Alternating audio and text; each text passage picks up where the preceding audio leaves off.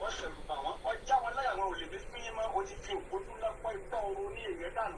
ọmọ adéyẹmọ tó bá tiẹ̀ ọmọ bọ́ọ̀lù wọn máa lè ìwọ náà bí bàbá ṣe lójú àṣìkò bí àbá ṣe sí ẹja fọ kí ní bẹ nínú ọ̀gá ọmọ adéyẹmọ ti dún mọ̀wúrú bí ọ̀pá ni kò pani bí ọ̀bá ní pani kó yé dún mọ̀wúrú Sunday ọmọ adéyẹmọ ó ti di bí àná yìí yé ẹjẹ ọmọdé ń gbé ewé kókò tó bá lè jẹ́ ọmọ bẹ́ẹ̀ tó bá fẹ́ fọ̀yà kó máa fọ̀yà gbèrègbèrè sàǹgbọ́ọ̀rọ̀ máa fọ́ọ̀kù ẹni bá wọ́ pé ọmọ adéyẹmọ ti di bí àná yìí ìgbóòsà yé orí ìlà pé ọmọ Yorùbá ń kàtàtà àwọn ọkùnrin náà ó ṣeun bẹ́ẹ̀ lọmọ bọ́ọ̀lù ìwọ wọn pàtàkì nípa ìsìn Sunday ọmọ adéyẹmọ wọn pàtàkì nípa ìsìn I just started.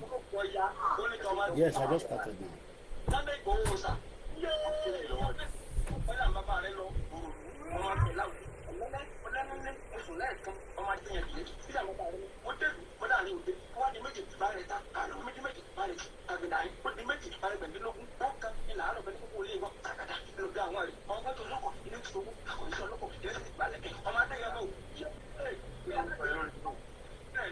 yé Sunday òpèrè sábà fún ogun ní nánilógún ògùn ló ní ilé àárọ̀ ògùn ni wọ́n fi jagun yé ìtẹ́wọ́njẹ́gbọ̀gùn òjì ẹjẹ́ nílẹ̀ wọn ló gùn náà Sunday ọmọ adéyẹmọ ìgbòho nìkan ló ní ilẹ̀ Yorùbá gómìnà dandan ni ọ̀pọ̀ agbọ́ ẹ̀ṣẹ́ ìlànà lọ́dún mọ́lẹ̀ ìyẹn mọ́ ẹ̀lú ọmọ adéyẹmọ ò dákùnmọ́ làwọn oníṣẹ́ ẹ̀tọ́ kálukú mọ̀ fi dùn wọ́n orí kálukú ló gbé ọdẹ kò tó dùn wọ́n á máa gbọ́ gbogbo ọmọ Yorùbá ṣàṣà ẹni tó wá lóye ẹja fọwọ́pọ̀ káàkiri ẹni tó wá fi ṣe káàkiri lárugẹ gidi ni ẹni jù wọ́ wọn ò dùn ẹjọ́ ròdù lọ sí ibà méjì kọ́ ẹni tó wá fi sára yàtọ̀ sí ẹni tó ra wọn Sunday ọmọ adéyẹmọ tó ti tẹ̀lé àtiwá akọni tiwa akọni jagunjagun ọkùnrin tararara pọ̀dọ̀kẹ́lẹ́ ọmọ adéyẹmọ wọn máa gbọ́ fẹ́ sàkóso fún wọn ni ẹni tó bá ní kó ògùn ní kékeré fún wọn fọwọ́ náà wọ́n síra wọn ẹni wọ́n ní kàkọ́ máa ṣe àrùn nígbà ìmọ̀ tí ìmọ̀jọ́ ayọ́lé pọ̀ ní kúlọ́wọ́ ọmọ bá kékeré tó kékeré ìdáhọ́ ilé ọmọ gbẹ̀yà gbẹ̀dẹ́ òṣàpàtà yóò ní kúrò lóko tẹ̀ máa gbọ́ àwọn bàbá rẹ tó ti wà nínú ìgbé ìdájọ́ wọn àmọ̀ fọwọ́ sí ọ̀gẹ̀gẹ̀ ni àwọn alábà jagunjagun tí wọ́n ní jagun sáájú ilẹ̀ Yorùbá wọn mọ̀ tí wọ́n ti ọ̀gẹ̀gẹ̀ ni kó o tú wa olóòtú ọmọ kánná wọn lọ wà yàtà ajẹ́gẹ́gẹ́rẹ́ ètùtù òbẹ́rẹ́ anábọ́kúnná òmùnà ẹ̀mẹ́rún ọmọdékùnrin ìsáta àbórílá ọmọdékùnkùn alùpùpù àbáàkùnrin ògèdè ìgbé ẹgbẹ́ gbogbo lè jẹ́ ṣàgbọ́.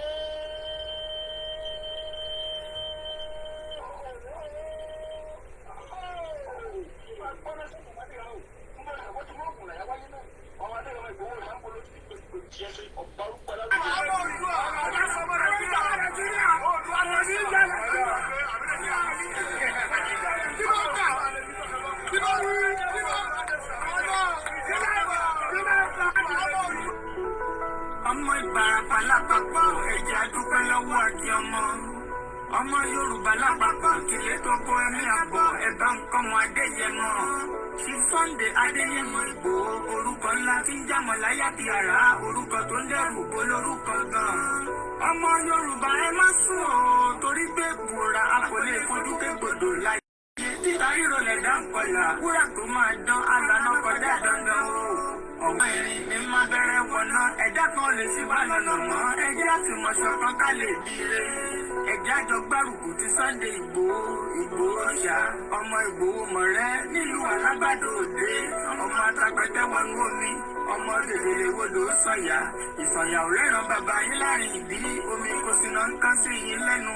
Ọmọ òkúta mẹ́ta òkè gbòó ìkan ń ṣèyí ní dábàdàbọ̀ ìkan ní mọ́ rọra ìkan tó kù nígbà tí wọ́n mọ̀ gbòó mọ̀ rẹ́ kí ló dé gbòó mọ̀ rẹ́ sí ọmọ òpópó sanran ìgbàgede gbòó sùn wọn láláìsí bẹ̀rẹ̀ wọn ní kó ní bẹ̀rẹ̀ ó máa kó bẹ̀rẹ̀ lọ ẹ̀sìn òní bímọ méjì ní gbòó mọ̀ rẹ́ bẹ́sùn gba bímọ méjì ní gbòó áfíkan pọpọ sí amúkan yòókù bọ̀ sànyà àtúmúyà rẹ̀ tí ò lọ́rọ̀ àfiṣẹ́rù wálé wàràmùdé ọmọ onílẹ̀ ọ̀la àwọn àjòjì tó ń ṣèṣègéṣègé tán láwọn oníbomi kó sí mu wọn láwọn oníbomi sànyà wẹsẹ̀ ìgbà lójú kò fi ń kọ́ gbogbo wọn náà sáré bomi kó sí mu wọ́n sì bomi sàn ìyàwó ẹsẹ̀ ọmọ abẹ́rẹ́ mẹ́ta òde ayé ọ̀kan ṣẹ́ ọ̀kan tẹ̀ ọ̀kan tó kù ní gbogbo ayé fi ránṣọ kiri gbogbo ọmọ Yorùbá Sunday Igboho onírẹ̀lẹ̀ láéláé torí àbá lásán nìkan ń dá òkúta ò ṣe pé fún wọn o ìmọ̀ràn lásán ni ti balùwẹ̀ kò pọ́sibú kó dòdò láyé ń bí ó kù díẹ̀ tí tọ́ domi láéláé ìtọ́ orílẹ̀ domi.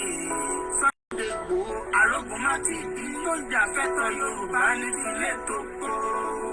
Bọ́dá ìlànà àgbà lẹ́ni blúṣẹ̀ jágámọ̀ jágámọ̀ jágámọ̀ jágámọ̀ jágámọ̀ láti ìbò ìbò ọ̀gá ti wà sọ̀tún ìlà ti túmọ̀ ìlà ti túmọ̀ ìlà ti túmọ̀ ìlà ti túmọ̀ ìlà ti túmọ̀ jágámọ̀ jágámọ̀ lẹ́nu lẹ́sọ̀. Bọ́dá ìlànà àgbà lẹ́ni blúṣẹ̀ jágámọ̀ jágámọ̀ jágámọ̀ jágámọ̀ jágámọ̀ láti ìbò ìbò ọ̀gá ti wà sọ̀tún ìlà ti túmọ̀ ìlà ti túmọ̀ ìlà ti túmọ̀ ìlà ti túmọ̀ ìlà ti túmọ̀ jágámọ̀ lẹ́nu lẹ́sọ̀.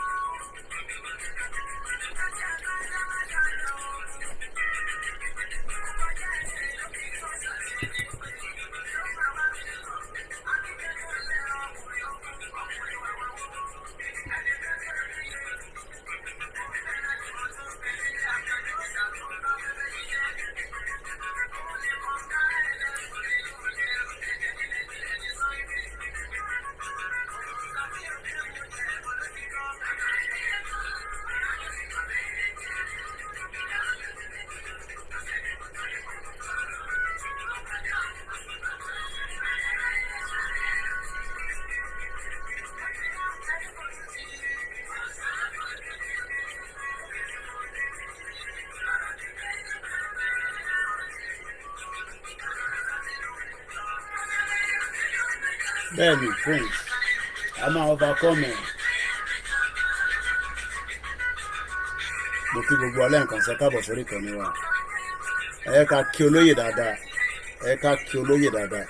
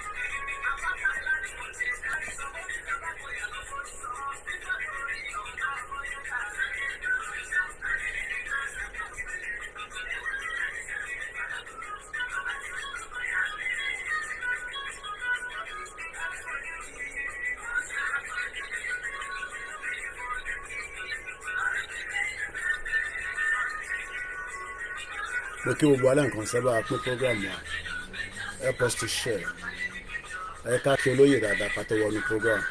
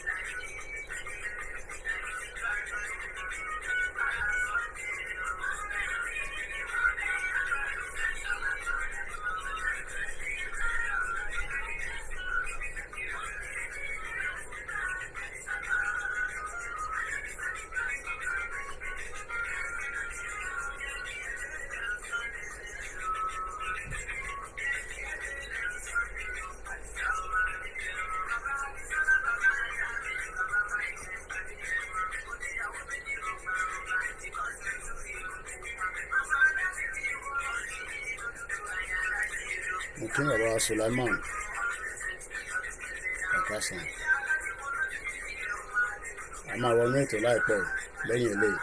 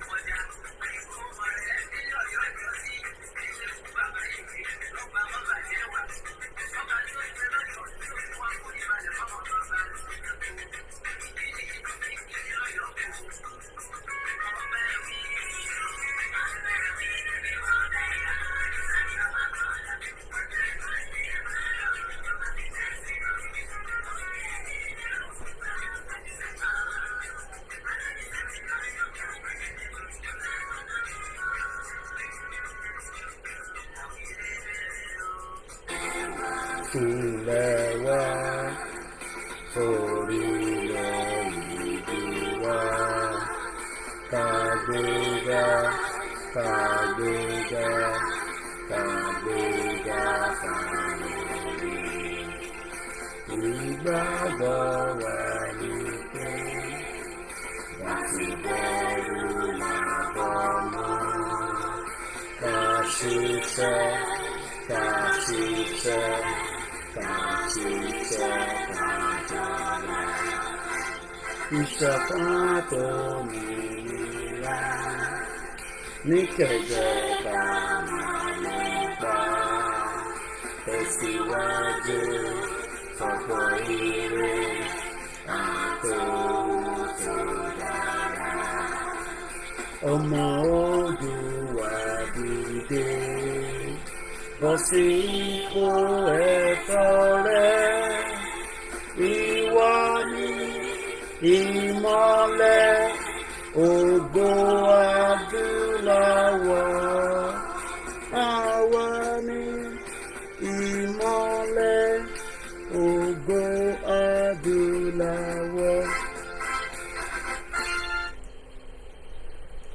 Mo kàn ní ká kí olóyè náà ní at least 26 minutes just to appreciate him. But ká kọ́kọ́ kí bàbá wa alànà Professor Adebanji Akitoye. I am on the multiple screen. That means you might be wondering, why is Koikimedia live here? Why is he live here? That's the beauty of technology. We are live using my beautiful Alienware machine. Ẹ jẹ́ kí n mọ̀ tí ariwo fan yẹn bá pọ̀, I can take it off. Òru akọ̀mù díẹ̀ náà ni, but I can take it off. That is if the sound is affecting the broadcast. There's a fan that is rolling behind. I can take it off, but I need you to tell me if you're happy with the sound, if my audio is coming out, or my audio, and that way we can crack on. I have about 3 hours window as usual to play with, but ẹ kí n kọ́kọ́ dúpẹ́ lọ́wọ́ gbogbo ọmọ Yorùbá láti ara Bàbá Akitoye pé iṣẹ́ tí wọ́n ní ká lọ máa ṣe ó ń react nínú Nàìjíríà, ó ń react níta. Ó wá depend on how these reactions are. Yesterday, myself, Baba Akitoye, and some others, I will not tell you the details. We were in a meeting. At least aláǹfààní àti pàdé nínú meeting ọ̀tọ̀ọ̀tọ̀ méjì is not for public consumption. But just to show that this man, as he was speaking yesterday, I was sitting here just listening. At 89 years old, ọmọ Igbo kan pè mí láti America kí n tó bẹ̀rẹ̀ programming. He must have just come across my video. And I'm going to speak in English because I want him to listen just in case he is listening. And so many others like that. And when he called yesterday. Said, when can I call into the program? I said anything when I'm live. He called today and I returned the call. We talked for 12 minutes, 40-something seconds. And do you know what he was telling me? How we should save Nigeria. This is an Igbo man. That he wants me to explain why we want to break away from Nigeria. He wanted to use a lot of different things to convince me. First and foremost, I have to tell him that I am not the leader of the movement. He does not even know Baba Akitoye. That shows that as many of us think that many people know Baba Akitoye, but we need a lot of work to be done so that Baba Akitoye can be known. He probably have heard about Igboho, but he believed that maybe because of my own media, that I am the one leading this movement. And I told him no. The conversation went further. And I asked him that, I told him that anything Nigeria, an 89 years old man, have practiced it. He has done it before. And he has now realized that it is not workable. And he has now told we, the children and the grandchildren, that there's no point trying to fix Nigeria. Remember, this is an Igbo man. Ló ń pè mí, ó fẹ́ convince me látara my work to dissolve Nigeria using my media. He then went further to say that, but in America, that there are many different... I say, hey, please. I don't want to hear those nasty in America. I said, I am not an American. I am a Yoruba man. And the Yoruba are different from America. So don't mix me together. Then he wanted to use UK as another example by telling me that England, Scotland, and Wales. And I told him that, is he aware that in 2014, the Scottish people asked for a referendum that they got. But the reason why the referendum failed is because of the same lies that the British cooked to many of us today. Because the British told the Scottish, and especially the English, told the Scottish that they will not leave EU. And 2 years after, it was all lies. They left EU. So I said, don't come and tell me about... And I also told him that, remember that we had the regional government. But I don't normally like to talk about who pulled down the regional government. I always want to focus on the situation from the 1914.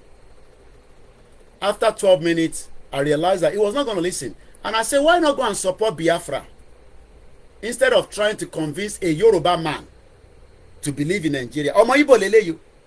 You can tell that he's in America enjoying his life.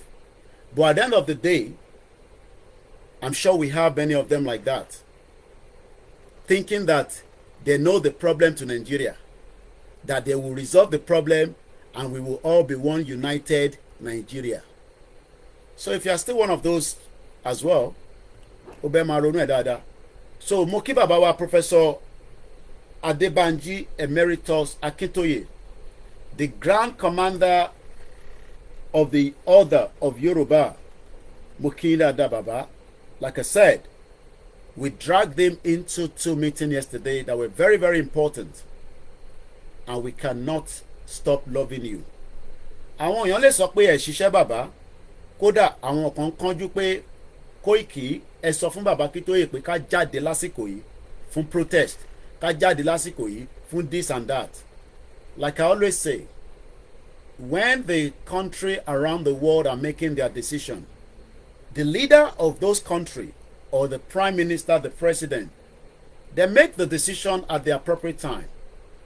As I speak to you right now today, there could be any time that it could trip off right in the Middle East. Our Prime Minister, Keir Starmer, spoke to the Iran president, and Iran president sọ pé àwọn ní right láti defend ara wọn látara ẹni tí Israel pa sílùú wọn tó jẹ́ kan náà wọn Hamas. So what that means is that the headline today, I'm sure most of you have seen it because I posted it at the early hours of this morning, that there might be a war at any time. But ogun tiwa lọ́dọ̀ tiwa, and that is the reason why Baba Akintoye told us to remind you that only if we have our own security, that is the reason why we will be free from the danger and the shackles. So mo kí bàbá, táwọn kan bá náà ṣiṣẹ́ nítorí pé wọ́n expect pé ká bọ́ sí títì nìkan ni iṣẹ́, ẹ dẹ̀ jẹ́ kó yé wa pé ọ̀pọ̀lọpọ̀ iṣẹ́ la máa ṣe, but those work are not for public consumption. Wọ́n dẹ̀ rán mi iṣẹ́, wọ́n ní kí wọ́n á deliver message fẹ́ ní kankan. I am just telling you that I was in a meeting, 2 different meetings láti jọ pàdé lánàá, and I can tell you that the last meeting was still going on. Ìyẹn mo ṣe ń rush program tí mo ṣe lánàá, ẹ rí pé mo ń kánjú gan ni, because bàbá ò gbọ́dọ̀ fi ó dàbí pé kí the president of America náà fẹ́ pè wá fún meeting kí wá wà delay láti débẹ̀, ṣe rí pé kò bójú mu. That is the reason why I was running on that program yesterday so that I can be part of that meeting. Mo kí ilé nǹkan sí bàbá wa, kọ́lọ́run Elédùmarè kó bá wa lọ́rọ̀ ẹ̀mí, gbogbo ipa tẹ́ ń gbé pé kí a lè kúrò nínú Nàìjíríà, Ọlọ́run á fún yín ṣe délẹ̀. Mo wá lọ bẹ́ẹ̀ mo kí gbogbo àwọn tí wọ́n jẹ́ elétò míì pé àwọn kan wà tẹ́yìn ò rí, ẹ kàn rí àwa lóòótọ́ because that is our job. Ẹ gbọ́dọ̀ máa rí àwa lójoojúmọ́. Tí bá lọ fún 3 days nísìn àwọn èèyàn máa bẹ̀rẹ̀ sí wà ibo ni Koiki wà àrí live broadcast ẹ̀. The reason why we come out live is just to put the encouragement that we are still here. I can do videos and post it. It will still get the same message. But I can jáde live so that many of you knows that we are still here. Àìtí kúrò nínú ìrìn àjò yìí. So táwọn kan bá ní ṣé torí pé Tinubu ti débẹ̀ ni kò ṣe sí akitiyan tó ṣẹlẹ̀ bíi ti Buhari. Well, there's always different strategy for different reasons.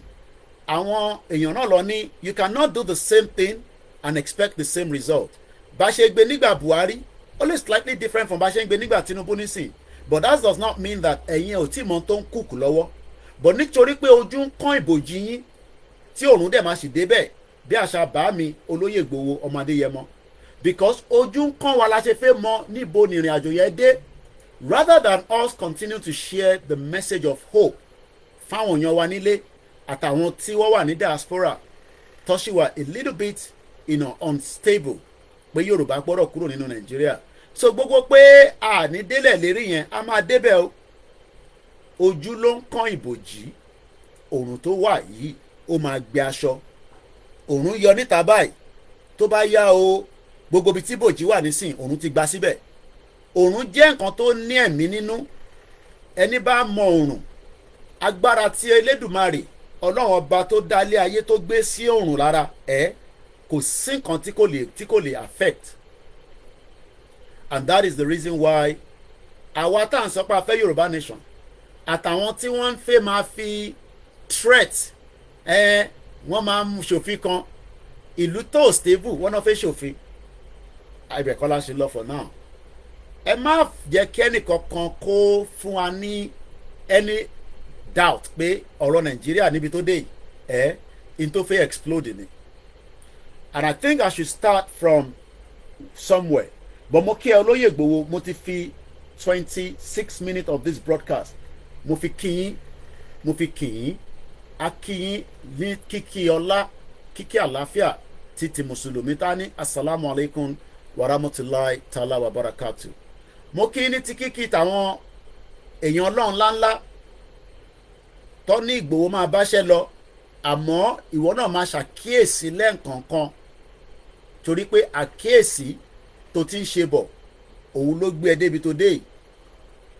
Tó bá níyàn kan tí wọ́n fẹ́ wá ní gbogbo Nàìjíríà àti Áfíríkà àti ní gbogbo ayé lénìí pé tó bá lè rí tí wọ́n dẹ̀ lè ṣe jàǹbá fún olóyè wà lára wọn. There's no doubt about it. Tó bá ní one person tó ń wá lénìí pé wọ́n fẹ́ try pé bí a táwọn bá bóyá yẹn dẹ̀ ló máa rí nítorí pé nígbà tó da sáyé àkúkú sí níbẹ̀ nígbà tí ohun olóyè jáde síta ni àwọn èèyàn mọ̀ pé wọ́n bímọ sínú ilé yìí tó ń kúnkún yá ó bẹ̀rẹ̀ sí ń dàgbà. Àwọn tó mọ̀ wọ́n náà mọ̀ kó máa ń ṣe mechanic, àwọn kan ní ọ̀kadà rẹpẹtẹ, àwọn kan ní ó ti jagun mọ́gá kẹ́kẹ́, àwọn kan ní kò jagun mọ́gá kẹ́kẹ́ oríṣiríṣi. Bọ̀ nígbà táwa mọ̀ ni pé ó dìde fún òmìnira pé ìran ẹ̀ ìyà ń jẹ wọ́n, pé wọ́n ń wọlé pa wọ́n lóko, òun ò nígbà. Kò ń ṣe pé òun nìkan ní tó ń bẹ nílẹ̀ Yorùbá. Mo ní 1000 ọmọ Yorùbá ń bẹ nílẹ̀ tó lè dá gbogbo Nàìjíríà rú tó ń ṣẹlẹ̀ Yorùbá nìkan. 1000 àwọn ọmọ Yorùbá ń bẹ that can pull down the structure tó ń pè Nàìjíríà. But Yorùbá jẹ́ ẹ̀yà kan tí wọ́n máa jókòó wá máa study báwọn kan ṣe ń study wá báyìí níbo ló ń lọ, ṣá máa align pẹ̀lú wọn, ṣá máa bá wọn ṣe, ṣá ní bá wọn ṣe. So Ọlọ́run tó gbé olóyè dìde ó ti wá kọjá pé Ọlọ́run yẹn máa wá tú wá ní káwọn kan wá rí mú. Ẹ gbọ́ mi dáadáa, àwọn tó ń ná àwọn ríran sólóyè ohun Ọlọ́run ló fi ìran yẹn sí wọn lára. Ǹjẹ́ àwọn gan mọ̀ bóyá Ọlọ́run ti fi ìran yẹn fúnra rẹ̀ ó ti fi wọn lóyè? Olóyè má lọlé o, olóyè má ṣu o, olóyè má sùn o, olóyè sùn o, olóyè kúrò Nàìjíríà o, kódà olóyè wọn tuntun gbé bíìlì kan jáde o. What will be will be. In tó bá máa ṣẹlẹ̀ sí Ìgbòho Elédùmarè ló máa ṣẹlẹ̀. And there is no amount of any ìran tẹ́ bá rí sí. Òun fúnra rẹ̀ gan-an ó ní bó Ọlọ́run ṣe ń communicate pẹ̀lú òun náà. Ọlọ́run tó wá lè rán àwọn ẹlòmíì o pé bóyá kọ́kọ́ fi top ẹ̀ up, but ẹ má doubt ẹ̀ pé ẹni tí Ọlọ́run gbélé wa lọ́wọ́ ní wákàtí ní sáà yìí ní wákàtí tá wà yìí, wákàtí kan là ń lò lọ́yìí, wákàtí tá rẹ̀ ń lò lọ́yìí wákàtí tó da gidi gan ni.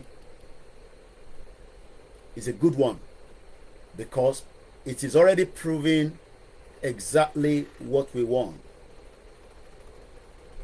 Okay, ìyá mi beauty àmọ̀ pé ní they have cancelled the law but they cancel ẹ̀ kò àwa kọ́ ló ń bá wí bí àwọn málà tó ń gbé flag Russia kiri ló ń bá wí àwọn ò tí gbé flag síta àìdẹ̀ tí lọ rí flag mọ́bì kankan torí àìtí dé stage yẹn.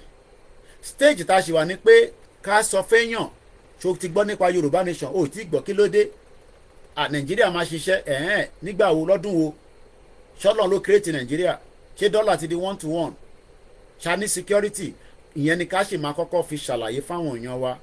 Later on ó ṣeé ṣe ká bọ́ sórí area míì ó tún ṣeé ṣe ká tún padà sí area kan again because nínú ìrìn àjò yìí dialogue máa wà nínú ẹ̀, dialogue ó ṣe máa jáde. Kódà wọ́n ti fi ń tọ́ wa pé Koiki ó ṣeé ṣe kó tún pè yín o torí wọ́n fẹ́ pè yín ẹ mọ̀ páwọn kan á máa rí mẹ́sẹ̀gì yẹn but ẹ má gbà fún wọn. Ó ṣeé ṣe pé kó pè yín because wọ́n á fẹ́ pè pípè wá póríṣiríṣi.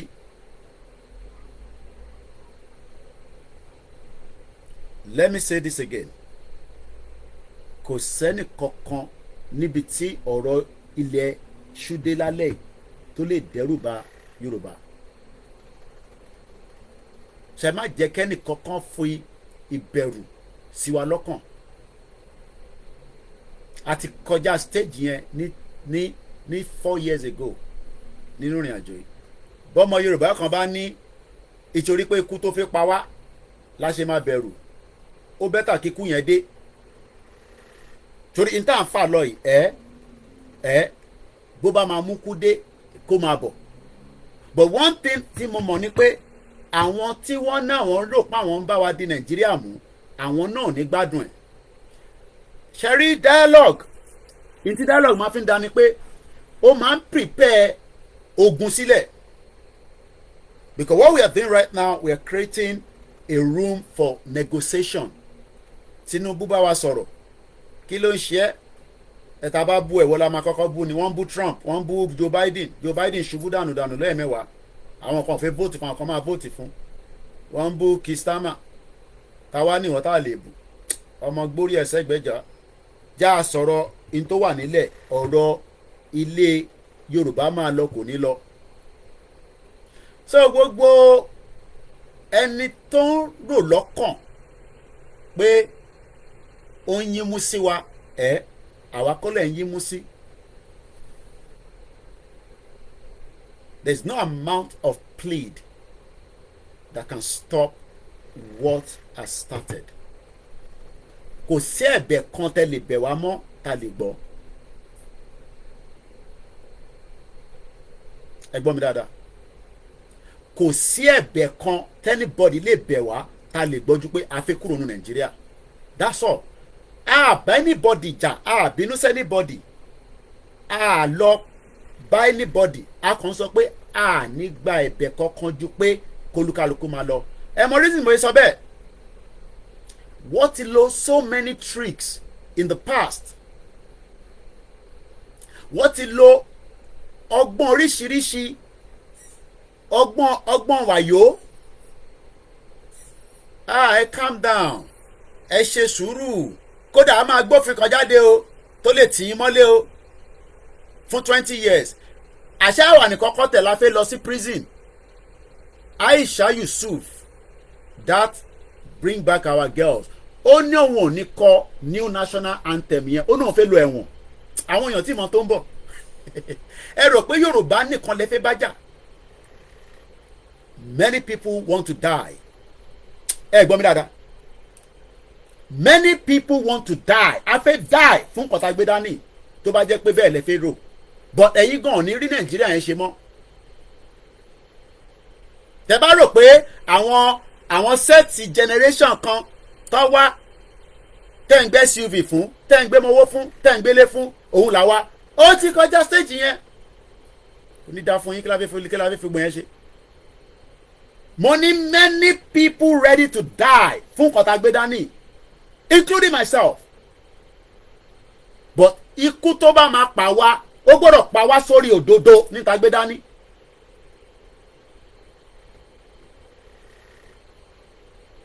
Bí ẹ̀rọ péré là ń ṣe. A ní kẹ́ fi room sílẹ̀ ká negotiate. Ẹ ń rò pé Britain ò lè ṣe nǹkan kan, ìlú wọn lèmi wà, mo ń sọ pé wọ́n lè ṣe nothing. UK ni mo wà, wọ́n lè ṣe nothing ni mo sọ, nothing wọ́n lè ṣe.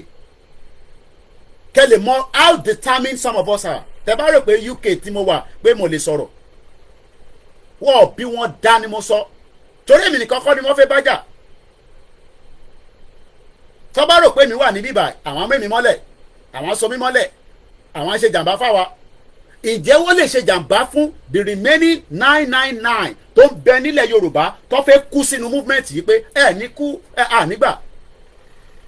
Àti pé ṣọ́ mọ̀ wọ́n, àwọn tèmi gan mọ̀ wọ́n wò báyìí. Because orí kan ò ju orí kan lọ nílẹ̀ ayé tá wà yìí. Wọ́n máa ná àwọn kan globalist, àwọn nǹkan kìíní kan. Àpọ́nlé ni málà. Àpọ́nlé ni málà. Nígbà tá a bá já gbogbo ẹ̀ wálẹ̀ ní méjì mẹ́ta tí gbogbo ẹ̀ tó wálẹ̀ gbẹ̀ẹ́m, globalist gan máa bẹ̀ wá pé ó da ẹ jẹ́ ká wá jókòó padà sí round table kájọ wá negotiate. Ṣé wá wọ́tẹ̀ ká tó stage yẹn? But àwọn fẹ́ jẹ́ kó dé stage yẹn. Ẹ mọ̀ wá wọ́n fẹ́ test wa bóyá ready lóòótọ́ a fẹ́ gbòmìnira torí púpọ̀ nu yóò ready. Ẹnu lẹ́kọ̀ọ́ ní yàjàkàrà. Torí ikú ẹ̀ ń bẹ̀rù ikú tó máa dé amẹ́mi lọ. Èèyàn máa wò pé sísá wa kankan lọ́nà kú láìpẹ́ yìí, Àdùkẹ́ Gold. Ṣẹ̀rọ̀ kóun náà fẹ́ kú ni, kò sẹ́ni tó fẹ́ kú.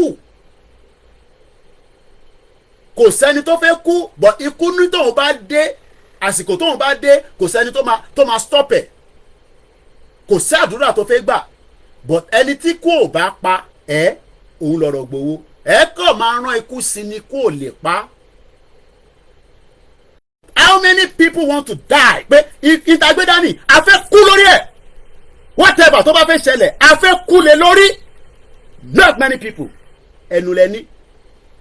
Mo níbi tí gbòó bá dúró sí ni mo gbé ìgẹ̀ sí. Ó kù díẹ̀ ni. So ẹ sọ fún àwọn tán rò pé àwọn ní Nàìjíríà pé a need ká dé stage yẹn. Because some of us want to die. A fẹ́ kú lé lórí. Tó bá jẹ́ pé ìyẹn lè ń rò pé ikú ẹ máa fi kú lé a fẹ́ kú. Tó bá jẹ́ pé ikú àwa gan fẹ́ kú. But ikú kan ò lè pààyàn tíyàn bá dúró lórí òdodo. Ẹ gbìyànjú ni. So there's no amount of attempt tẹ́lẹ̀ ṣe. The world itself has evolved.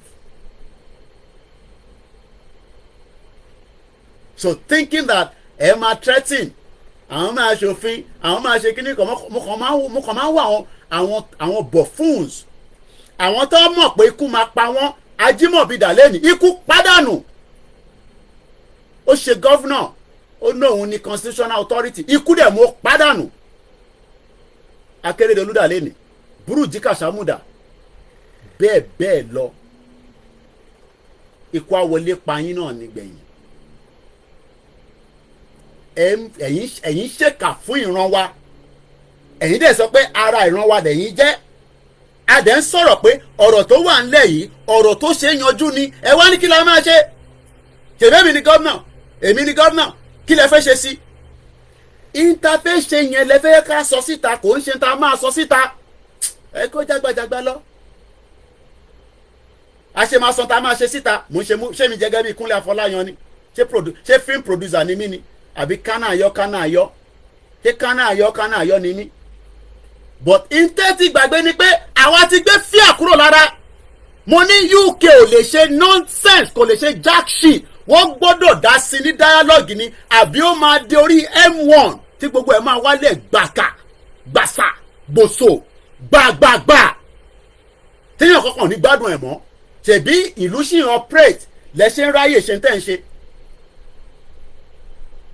ìlú sì ń operate ni torí pé people are ready to die torí pé ìkànnì yìí ẹ̀ ń fẹ́ bí pa àwọn èèyàn nínú location tí kò ju how many square meters tàbá ní ká bẹ̀rẹ̀ sí plot gbogbo ẹ̀ tó dẹ̀ ní gbogbo tó lè tọ́ba ní kó máa yọ òróró kọ̀ọ̀kan nínú tó wà ní resources fún ilẹ̀ Yorùbá ó tó gbogbo wa máa jẹ títí tí ẹ̀mí yẹn máa fi dé kí lẹ wá sá fún òkú fún ikú ò lẹ wá sá fún because interface jẹ yẹn àwọn kan wá jókòó lé lórí ọba wa gbé góòlù sọ́wọ́ góòlù rẹpẹtẹ agbésọ́rùn aráàlú dẹ̀ ń jìyà àwọn èèyàn dẹ̀ ní àwọn iṣẹ́ ọba lé wa lórí àwọn olóṣèlú rí pé ebi ń pa àwọn èèyàn ẹ̀ ń tọ́jú owó kí lẹ fẹ́ fowó yìí ṣe kí lẹ máa fowó yẹn ṣe kí lẹ fẹ́ fi owó tẹ̀ ń tọ́jú pamọ́ yẹn what is the purpose of the money when millions of people owó tówó tó yẹ pé tá a bá lọ sí Costco a lè ní a fẹ́ ra gbogbo Costco a fẹ́ ra gbogbo Walmart a fẹ́ kó lọ sílẹ̀ Yorùbá kébí má tẹ̀ pa àwọn èèyàn wa ẹ fẹ́ bí pọ́nmọ́ Yorùbá ẹ wá ní àwọn onílẹ̀ òní dìde wọ́n máa dìde ẹ̀yin follow instruction àwọn olórí burúkú international community against a life of millions of people tí à ń jẹ ẹ̀ ń follow protocol of IMF World Bank àwọn bomb bastard ẹ̀yin follow protocol wọn in making our people to become poorer on a daily basis gbogbo tẹ́lẹ̀ omi ń ta lórí gbẹ́ kò tó 1,000 naira ẹ̀yin wá ń ṣọlá ẹ̀ ń ṣọ̀rọ̀ ẹ̀ wá ní ká ẹ̀ sọ fún wa pé ká fuck off ebi indirectly tẹ́ ń sọ fún wa ní pé ká fuck off mo dẹ̀ ń sọ fún yín pé ní fuck off gbogbo wa jọ máa fuck off together ni ká fuck off yẹn gbogbo wa pátá every single one of us but kò ń ṣe ní bóyá kíá báyìí mọ́ torí nígbà tá à ń fẹ́ ní kíákíá púpọ̀ ní sọ pé ẹ̀ tí rẹ́dì so olóyè ò ní dá yín lóhùn bóhùn yín kẹ́ ríran sí bóhùn yín kẹ́ má ríran sí kò ní time fún anybody nísìn time tó ní nísìn ni pé kó wà pẹ̀lú ìyàwó àtàwọn ọmọ ẹ̀ that's all tàbádẹ́ nídẹ̀ olóyè ṣàlàfíà lẹ́wà ṣé gbogbo ẹ̀ wà okay that's fine olóyè ẹ bá ń kí mọ́mì kan olóyè mọ́mì kan sunkún wọn náà gbọ́pọ̀ máa mú yín kò sẹ́ni tó máa mú olóyè kò sí ẹnì kankan tó fẹ́ mú olóyè tètè bá ní wọn máa mú olóyè ọ̀la lẹ máa mú kò bomb bastard we are dealing with criminals set of politicians in Yoruba land today àwọn jẹgúrújẹrá àwọn fẹ́ ṣe birthday in the midst of poverty ẹ̀yin fẹ́ máa ṣe birthday ẹ̀yin fẹ́ máa ṣe yàtàlà yòtòlò pẹ̀lú owó wa constitution project àbí kí lẹ ṣe máa ń pè you've told us that we are stupid but adé sọ fún mi pé are stupid mọ́ but stupidity yẹn ẹ fẹ́ kájọ play ẹ fẹ́ ká jàbí tẹlẹ́dẹ̀ àwọn àníbá ń jàbí tẹlẹ́dẹ̀ torí pé abábá ń jàbí tẹlẹ́dẹ̀ gbogbo àjọ máa rọ́ sínú mọ́ọ̀dì yẹn ni àwọn àjọ máa yí nínú ẹ̀ no ọgbọ́n làwọn afẹ́ fi jà ọgbọ́n tá a fẹ́ fi jà yẹn láti ń ṣe lọ́yìí create awareness educate people and prepare the minds of the people that's all we are doing. èèyàn á parí yunifásitì NYSC á wá lọ sí ilé ṣọ́ọ̀pù tó ń pè ní POS ṣẹ́yìn mọ̀ pé POS ló ń pè ní ATM ní POS ṣẹ́yìn mọ̀ pé àwọn kan ló fi ń ṣe business àwọn bankers àwọn olè báńkì tó yẹ kó wọlé kó gba 1 million that's tó bá ní wọ́n á ní kó lọ gbà lórí POS constituency money ẹ sọ di private business ẹ fi ń ṣe birthday so ẹ̀yin tẹ́ wà ń lé àtẹ̀yin tẹ́ ń gbọ́ wa I don't want anybody to feel down at any point of time. The right thing is that we are campaigning for something. So campaign ò dẹ̀ ń tán àfi tá a bá débẹ̀. So tíyàn kan bá rò pé campaign yẹn kò rí bó ṣe rí nígbà Buhari, strategy mi ni. That's as simple as that. So strategy ta lò nígbà Buhari òun kọ́ la fẹ́ lò nísìn, and it's as simple as that. Ẹ tó bá wá ní bọ́ sójú títì, but you are not doing it on our own. Ìwọ náà ní right. So right tó lóye tẹ ṣèbó lóye ní right lòun ṣe jáde, ìwọ náà ní right láti jáde ká lè gborúkọ tiẹ̀ náà síta kọ́ lè mọ̀ pé wọ́n ló ń lead wọn nígbà tí 2x2 bẹ̀rẹ̀ sí lead nísìn. Ǹjẹ́ rí mọ́ báyìí? Ǹjẹ́ gbúrò ẹ̀ mọ́? Ǹjẹ́ gbọ́ atẹ́gùn ẹ̀ mọ́? Tẹnu ẹdùn yàbàyàbà yòbòròròròrò a máa sọ̀rọ̀ bí òróró, a máa sọ̀rọ̀ bí òróró. Níbo ló wà nísìn? Kódà kò lè jáde kó show fídíò ààrẹ mọ́ débi kó tẹ̀ máa show ó máa jáde sọ̀rọ̀. Tó bá máa sọ̀rọ̀ audio ló ń send sí wọn. So how can you compare that with our leaders? Mo kí àwọn YSDM, kò ní dàrú kò ní bàjẹ́. Mo kí Ọ̀túnba Démọ́lá, mo kí gbogbo wa pé a very good afternoon and welcome to the broadcast. So I just thought we should start with that note. Pé ikú kan sí lọ́dọ̀ tiwa o, bẹ́ẹ̀ má rò pé lè fi kú dẹ́rù bà wá. Ikú lè fi kú dẹ́rù bà wá. Torí ikú kankan tẹ̀ láwa, ẹ̀yin náà ní ikú máa lé. Torí ẹni tó bá ń ṣe bí pé kí irun ẹ̀ kó má lọ, ẹ̀yin ní ikú máa lé. Gbogbo ẹni tó bá dẹ̀ ní opportunity láti sọ̀rọ̀ tó bá ti kú tí bá ti gbọ́ pé talẹ́ nìyẹn okay kòkó ọ̀gbọ́n pa ń pariwo Yorùbá nation kọ́lọ́run kó wà pẹ̀lú ẹ̀ ó lọ nìyẹn. It's as simple as that. Because a lè máa pariwo orúkọ ìran wa pé ìyà ń jẹ wá, wọ́n gba ìdánimọ̀ wa tí ẹ̀yin dẹ̀ ní tẹni platform tó ju tiwa lọ tí ẹ̀ dẹ̀ lo platform yẹn ẹ̀yin wá fẹ́ ṣé ẹ rò pé mi náà lè fẹ́, ẹ rò pé mi náà fẹ́ mẹ́kọ̀ọ́ ní Nàìjíríà? Èmi náà fẹ́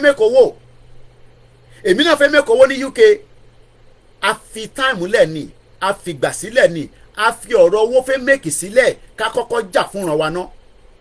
Kò wá ń ṣe gbogbo èèyàn ló máa jà, but you must be able. Ọmọ Yorùbá tí kò bá endorse Yorùbá nation kí lẹ tún fẹ́?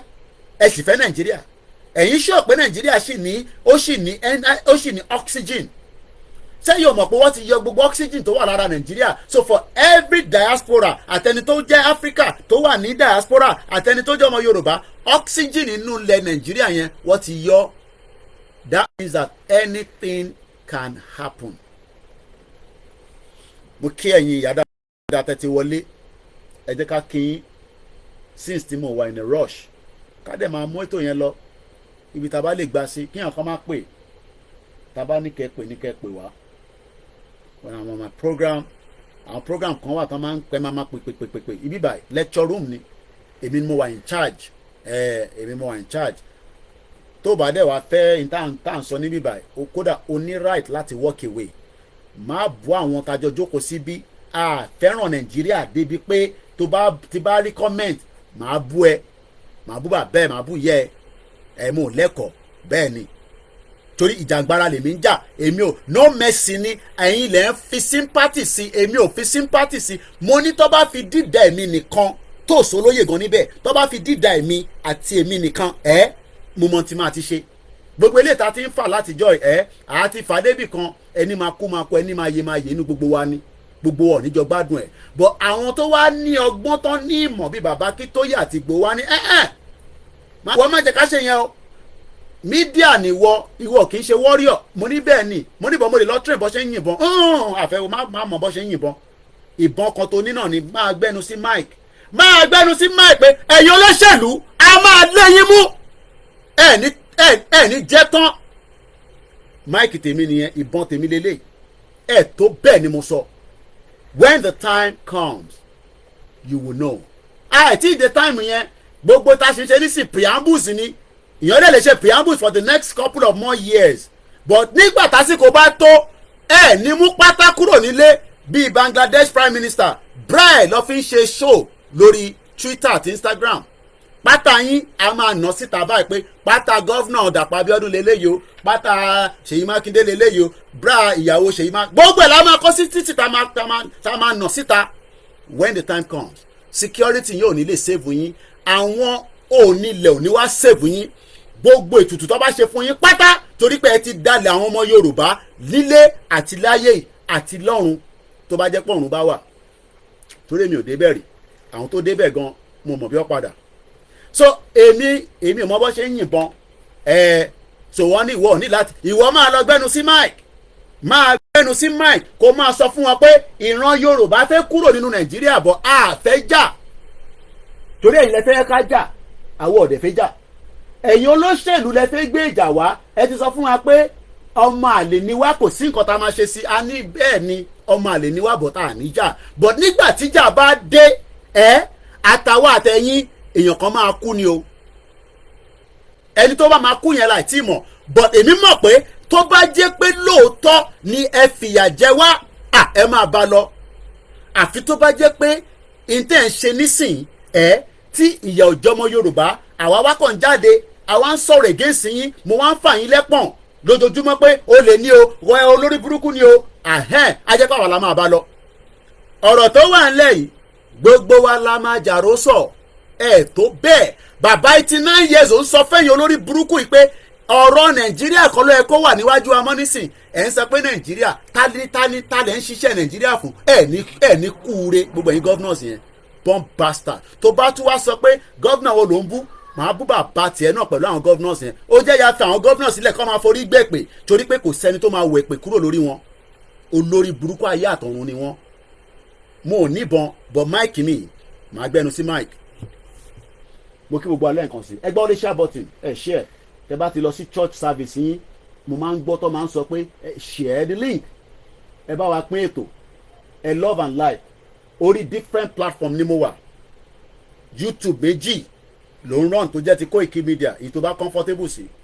mo ní YouTube ti backup channel, ìyẹn dá dúró single, Facebook mo ní internet bí mo sanwó fún ni, mo dẹ̀ ní free space, so laptop mẹ́ta ni mo ń run, èyí tó bá ń ṣe ṣékéṣéké lọ wá mi kó máa ti máa wò mí níbẹ̀. tí n bá kí gbogbo ọ̀mọ̀ kí ìyá tó bí mi káàbọ̀ sórí ètò, ìyá dáadáa, ìyá tó dúró tọmọ ẹ̀ bẹ́ẹ̀ bá lè mú òun gan nígbà fún yín ẹ̀yin tó ń pè lábẹ́ amọ́ nìyẹn, ẹ̀yin olùṣọ́ lórí burúkú dẹ̀ máa gbìyànjú ni. Jésù Kristi mo dúró tì lẹ́yìn báyìí, Ànábì Muhammad sallallahu alayhi wa sallam mo dúró tì, Bible mi ló wà lókè yẹn. mo tẹ̀ rántí ìgbà tó fún mi ní Kùránì, mo kí gbogbo àwọn Muslim Association of Nigeria, àwọn ìyá dáadáa, àwọn ìyá tó dá mọ̀, àwọn ìyá Kóìkì má gbà fún wọn, Kóìkì má gbà fún wọn, à ń fi Quran a fi ń ṣàdúrà fún ẹ pẹ̀lú gbogbo èyí tẹ́ gbé Yorùbá Nation dání, wọn ò ní mú yín, tó bá máa mú yín àwọn ọmọ wọn ló máa mú, àwọn ọmọ wọn tó ń mu drug káàkiri, tó ń ṣe yahoo tó ń jalè. wọ́n sọ fún yín pé méjèèjì lè ní lò mẹ́tẹ̀ẹ̀ta, torí mo ò lè ka Quran yẹn lóòótọ́ ní Arabic, dẹ̀ máa wá sọ pé àwa kọ́ la lè sin o, máa careful wọ́n tó máa comment bẹ́ẹ̀. Muslim ni mí, ibẹ̀ lọ bí mi sí, má bu Islam lórí pla, ó lè lọ sí ṣó ẹlòmíì torí pé mo ti sọ fún yín pé ọ̀rọ̀ ẹ̀sìn kan la gbé dání. bàbá tó bí mi aláàjì ni, ó ṣe fún àwọn babaláwo, ó ṣe fún kìrìsìtẹ́nì, ó ṣe fún mùsùlùmí, tó fi kú kò bàjẹ́. so máa wá sọ fún wa nísìnyí pé ìran Yorùbá à ń ṣe Christian kìnnì kan ni wá, à ń ṣe Muslim, leave that alone. èyí tó pọ̀ ẹ́ ni pé Yorùbá Nation la fẹ́ gbà, má condemn Christian, má condemn Islam. Bible mo lè kà yẹn torí English ni, Quran English mi wà nísàlẹ̀, mo gbé yẹn wá láti Nàìjíríà ní 1998 pẹ̀lú tẹ̀sùbà 1000 nígbà tá à ń fa tẹ̀sùbà, Ọlọ́run jẹ́ ká ṣe ráyè máa fa tẹ̀sùbà. Pharaoh dream mo kàn ṣe lè ní o, Genesis 41:12 Pharaoh dream, wọ́n ní Pharaoh lálà àbí ẹ ká kà á díẹ̀. Then it came to pass at the end of the 2 full years that Pharaoh had a dream, and behold, he stood by the river. Suddenly there came up out of the river 7 cows ahead. Ó dà pé ìtàn tí Egypt kọ lélẹ̀, tán ní màálù méje tó lómi lára, méje kan tún máa ní ó máa gbẹ, ó dà pé òun náà ni mo ṣe Christian religious knowledge nígbà tí mo wà ní secondary school mo sọ pé torí pé mùsùlùmí ni mí ìjẹ́ ẹ̀sìn kan ni mo gbé dání ìjà òmìnira ni ẹ̀yin lẹ máa bá lọ ẹ̀yin olórí burúkú bomb bastard ẹ̀ ní ṣoríire. Then behold, 7 other cows came up after them out of the river ugly and gaunt, and stood by the other cows on the bank of the river. Or the 7. And the ugly gaunt cow ate up the 7 fine-looking fat cow. So Pharaoh awoke. Èèyàn máa dàbí ìgbà tó yẹ pé àwọn tó ń ríran máa sọ fún wa pé wọ́n kì í ríran. Ìwọ fà àwọn tó ń ríran sílẹ̀. Ẹni tó ń ríran fake gan ẹ fi sílẹ̀. Ẹni tó ń ṣe miracle fake kí ni kàn wọ́n pẹ̀lú yẹn. Fẹ́ni tó ń ṣe fake miracle sílẹ̀. Arabic nìkan ni mo mọ̀ náà ni. Torí mo sá nílé kéwú. Bọ̀ mo ṣàwọn páwọn àwọn màmá dáadáa tó fún mi lélẹ̀ kò ní bàjẹ́ fún yín àwọn Muslim Association of Nigeria ọdún tó ti pẹ́ lọ́ ti fún mi lélẹ̀ mo ní sọ ìdí tó ṣe fún mi nígbà tó fún mi so ẹ jẹ́ n gbé padà síbi tó wà ó tẹ̀ tí ń ya níbí ìbà ìgbọ̀nsẹ̀ mo kí gbogbo alẹ́ nǹkan sí 7 cow ìkan 7 ẹ mọ Pharaoh dream yẹn ó dà ń pò wọ́n ni tó fi tí ẹ ṣáà ti mọ̀ tán yẹn ẹ bá dẹ̀ mọ̀ kẹ́ má wọrí mi pẹ̀ àwọn tó mọ̀ ti mọ̀ mo kí gbogbo alẹ́ nǹkan sí mo kí àwọn ìyàwó mi mo kí àwọn ọmọ Oòduà wọ́n wà ní sálẹ̀ wọ́n ń ṣeré pa wọn ìyá tó wá sókè ní sani dad have you finished mo ní mo ṣe bẹ̀rẹ̀ ni when are you gonna finish mo ì tí mọ̀ kí ló mo jẹ́ lówó ni now mo kí gbogbo wa kí n check WhatsApp mi kí ló wà ń bẹ̀ mo ń ṣe Instagram lórí ẹ̀ mo lè check ẹ̀ Ọkọ̀yà bí a ti bá ṣe tán mo mọ̀ pé o ti send message mo ní láti lọ ra SD card sórí fóònù yẹn mo fẹ́ ra lánàá wọ́n máa wọn débẹ̀ wọ́n ní £15 èmi ò ní £15 nísìnyí o mo kí gbogbo alẹ́ nǹkan sí i now ẹ jẹ́ ká kí àwọn èèyàn wa ẹ̀yin olólùfẹ́ Koikimedia àti Yorùbá Nation campaigners gbogbo àná làjọ ń campaign ẹ̀ kò ń ṣe mí nìkan bẹ́ẹ̀ náà ṣe ń comment yẹn ni wàá máa ń dùn bẹ́ẹ̀ ṣe ń gbọ́ wọlé ẹ máa jẹ́ marrying àtẹ bá ti wà nínú church service amen mo mọ̀ káwọ̀ ṣe prayer ní bíbáyìí but n tá à ń ṣe náà ní bíbáyìí ẹ bá wa máa comment léraléra a máa appreciate yín and hopefully I open phone line ẹ pè wọlé so that kò ní jẹ́ pé mi nìkan náà ni àjọ ń ṣètò so aago 6 ló ṣẹ̀fẹ̀ lọ lù lọ́dọ̀ wa ní London níbi tí mo ti ń ṣe broadcast ta lè pè ní England mo kí mọ́mì mi grandma Jọkẹ́ Bọ́dúnrìn mo kí Ọlámilékan Ọpẹ́ Ọlọ́run bá wọn pẹ̀lú àtìyáwó àtọmọ mo kí Adéwálé ọlá ní wọ́n máa bẹ̀rẹ̀ service of program fún bàbá wa ẹlẹ́kùn tó kú kọ́lọ́n bá wa fọ̀run kẹ́ wọn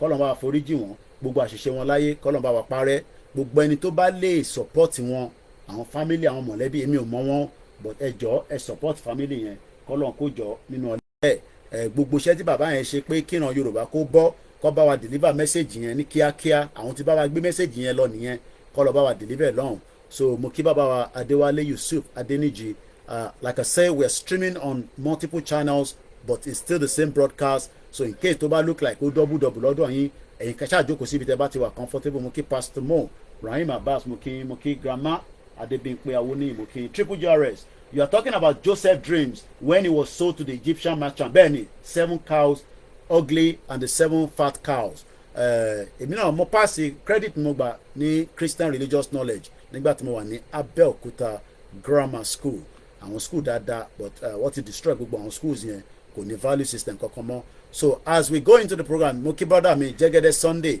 Mr. Akínrẹ̀mí rántí Abdullahi Isu ẹ má ní sympathy fún Nàìjíríà lórí platform mi o tẹ bá ń ṣe Yorùbá Nation tí bá post nǹkan kan tó bá níyà Mr. Koiki ṣe wá post ilé mo ṣe ń blocking yẹn kò sí tó kàn mí wàá máa wá mi káàkiri ni no but èmi ò fẹ́ ká ní sympathy fún Nàìjíríà ṣẹ́rí tá a bá ti ní sympathy fún Nàìjíríà kò ní jẹ́ ká débi tá à ń lọ lóòótọ́ yìí tẹ wà nílé there's little you can do right now but tẹ́lẹ̀ ṣe ni pé ẹni tẹ bá sọ fún tó bá gbọ́ ẹ walk away ẹ má kó lágò mọ́ yín lórí in tó máa làgò mọ́ lórí ó fẹ́ dé tán bẹ́ẹ̀ ni mo sọ fún yín ṣẹ́rí gbogbo àwọn tó ń fi rẹ́rìn ládùúgbò tó dàgbò wọn fi rẹ́rìn wọ́n ẹ̀ tí rí nǹkan kan ṣégè nísìnyí ti mọ̀ so ṣégè yẹn ò ní dọ́dọ̀ ti yín kò ṣe pé bí ò ní pa yín yes ìlú tó ò ṣiṣẹ́ ebi máa pa àwọn èèyàn lówó but the fact that ẹ̀yin ti wà aware nípa problem yẹn tá à ń discuss tá à ń mú wá fún yín ní gbogbo ìgbà àbọ̀rọ̀mọ̀ yẹn nísìn so ẹ̀yin ò ní that kind of feelings púpọ̀ mọ́,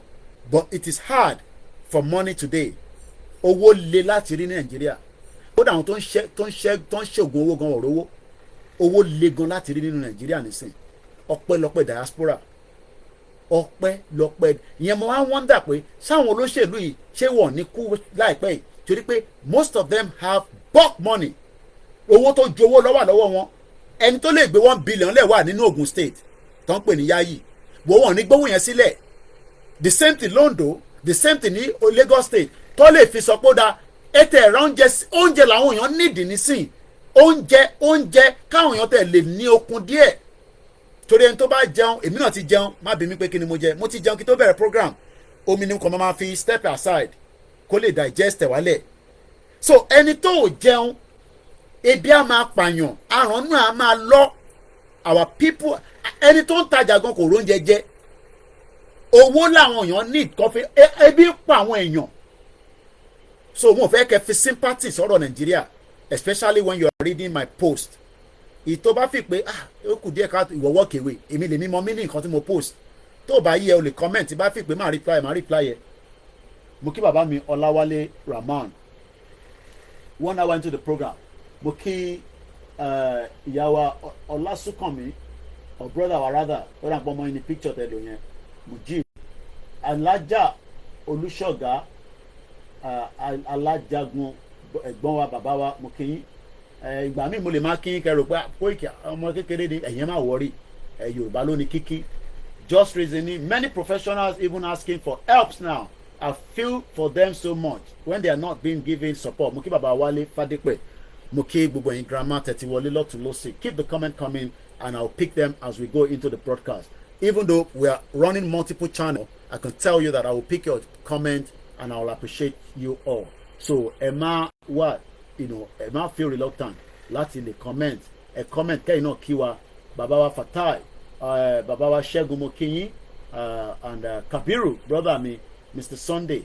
Gbogbo báwa náà ṣe ń jókòó tẹ́ máa ọmọ bí Koiki ṣe ọmọ ọwọ́ fresh o. Èmi náà fẹ́ kẹ́ look fresh but Nigeria ló affect gbogbo wa. Nigeria ni Ọmọbọ́lájí mo kẹ́ ẹ̀ tẹ́ wà lórí Twitter space. Mo dẹ̀ kẹ́yìn tèmi tẹ́tí wọlé. 7 people are listening on the MixLR. They can hear me, they cannot see me. Ìyẹn ni ìjìnlẹ̀ máa fi ń parọ́ pé òun ní FM ní Turkey wọ̀ bíbà bẹ́ẹ̀ dàkọ́ fún ní license. Ẹni tó ní ìwé lọ́ fi fún ní license. So aláwọ̀ bàbá mo kí ẹ dáadáa brother mi kò ní bàjẹ́ fún ẹ. Ògúnmọ́lá Games mo kí ẹ àtàwọn tí ó kù náà lórí program. Bàbá mi Lukman mo kí yín. Ṣé ká máa wọnú ètò yẹn lọ. Mo rí sísítà mi Dr. Kẹ́mi Olúnlọ́yọ̀ top post kankan. I want to start from there. Ṣẹ́rí Tinubu tó ṣì ń dì sí gbogbo wa pé òun fi fix Nigeria. I told you that Tinubu cannot fix Nigeria, but the benefit of that is that many people think Tinubu can still fix Nigeria, even though majority of us knows that is not going to be possible. Nobody can fix Nigeria at this particular time. Èmi mò ń disconnect election pè padà again.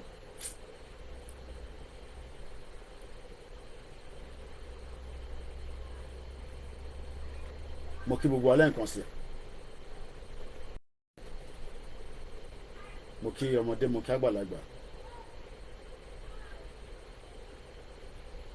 So let's go and look at what my beautiful auntie just celebrated her 60th color celebrate me just few days ago. Dr. Oluwakemi Olunloyo. Bàbá ẹ̀ mọ̀wé pani.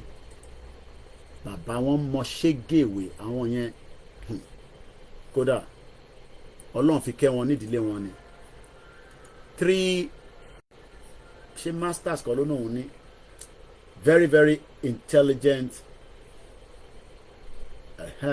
ibẹ̀ láti máa kọ́kọ́ mu àwọn lè má ti believe there's few things I had discussed the last time I spoke to her if I'm right ó dà pa ti sọ̀rọ̀ lẹ́yìn tí mo kúrò Nàìjíríà ní 2021 but a ṣì máa ń DM I don't like disturbing her and she doesn't like disturbing but àwọn kan tó bá mi sọ as a journalist as a senior journalist and a senior PR it's not for public consumption but I've learned so much from her and I've made use of those things that she told me after I went to Nigeria pé Koiki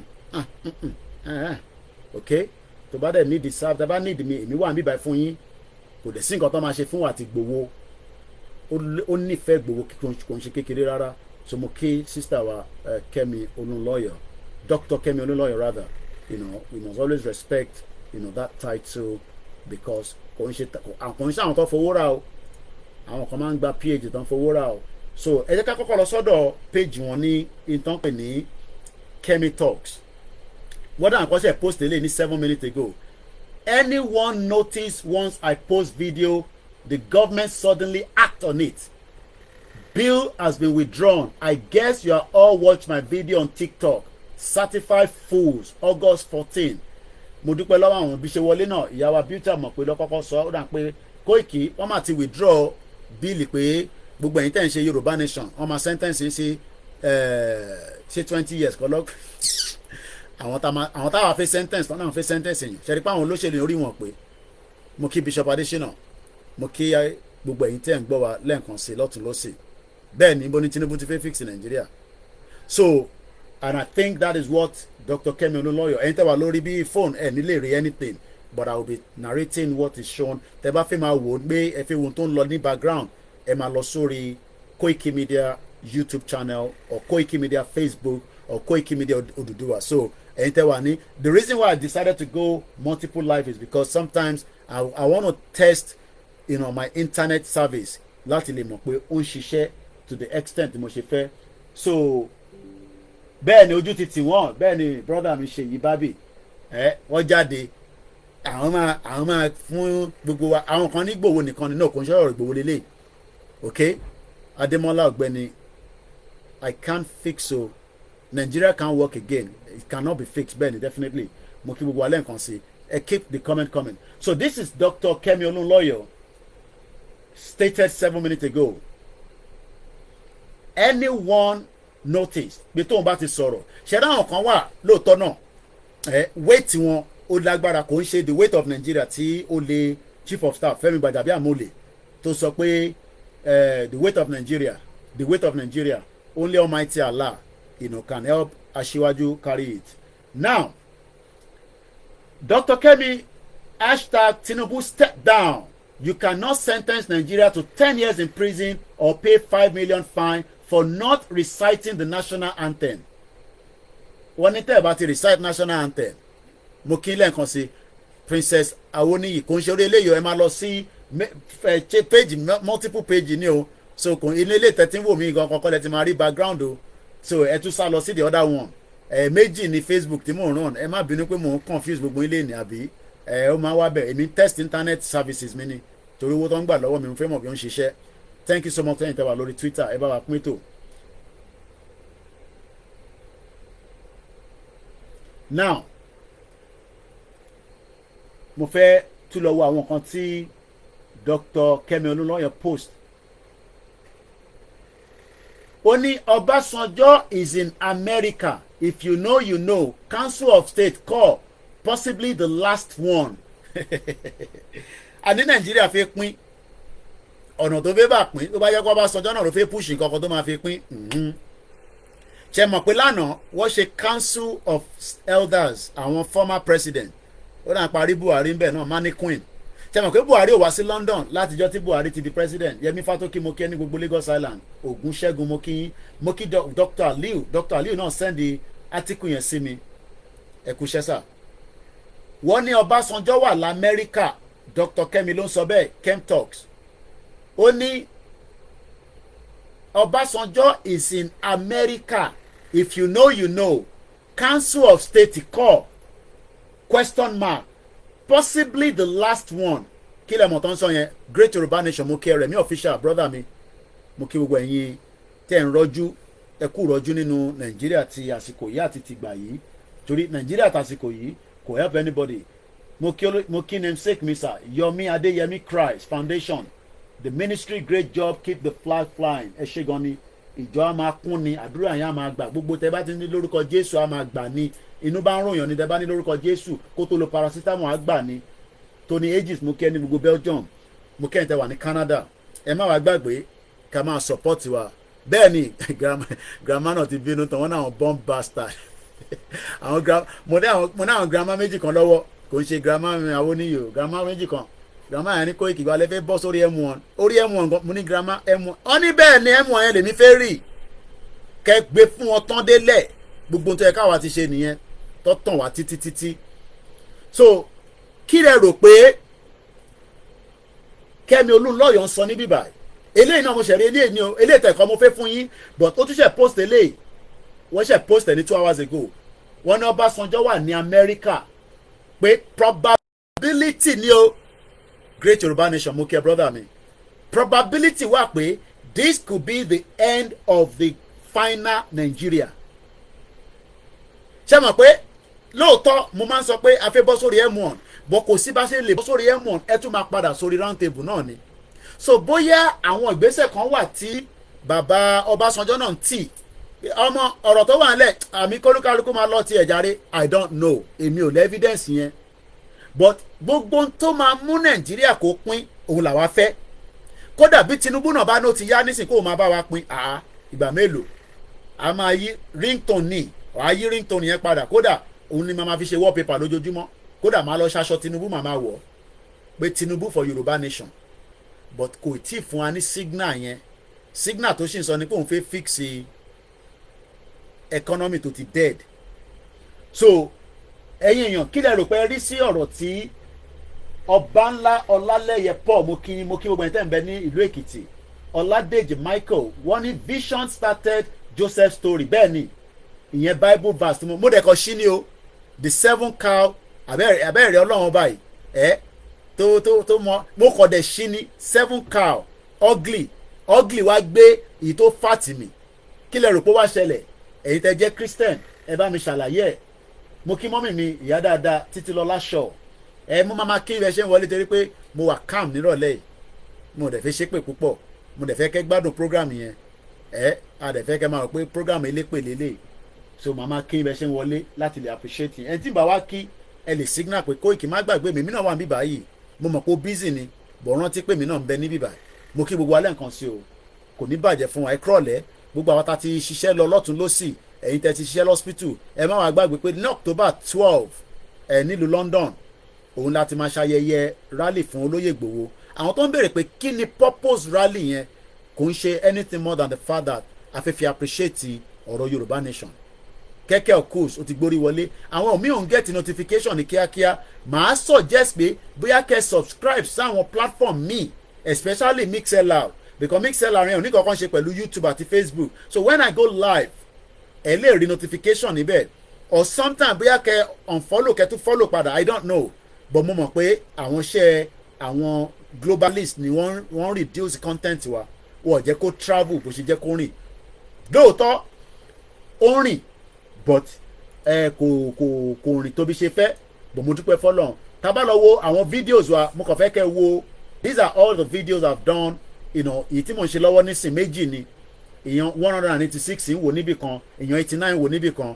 so it's a good number èyí tí mo ṣe nínú mọ́tò nígbà tí mo wà ní ìgboro 6 minutes èyí tí mo ṣe lóru mo ti ṣèkan lóru èní ní aago mẹ́ta títí dago mẹ́rin ó gbóná hot yẹ pẹpẹ ni kẹ́kẹ́ òkúz mo kí ẹ gbogbo ẹni tẹ́ ti hustle lọ ní Nàìjíríà náà kò easy but Ọlọ́run kó jẹ́ kó easy ni pé ká kúrò ní Nàìjíríà mo kí Prince Ọlárẹ̀wájú Abisogun mo kí gbogbo ẹni tẹ́ wà ní Dublin now ẹ rí pé we are doing very good at least an average 4.6k views wọ́n wo fídíò wa lórí channel kan èyí tí mo fi dúpẹ́ fáwọn ọba Kogi àti Kwara about 11k so we are not doing very bad on our channel and many people are still looking for me because wọ́n mọ bí tí mo wà mọ́ látara pé wọ́n ti yọ wọ́n kúrò ọ̀ bóyá èmi ni mo yọ wọ́n látara bóyá àgbà tí wọ́n listen sí mi and I don't beg anybody but mọ̀ sí mi ni má máa sọ bẹ́ẹ̀ má máa sọ pé ò beg anybody má bẹ̀ wọ́n kọ́ wá wo program ẹ̀ so mo dúpẹ́ fẹ́yìn tẹ́ ń wo program mi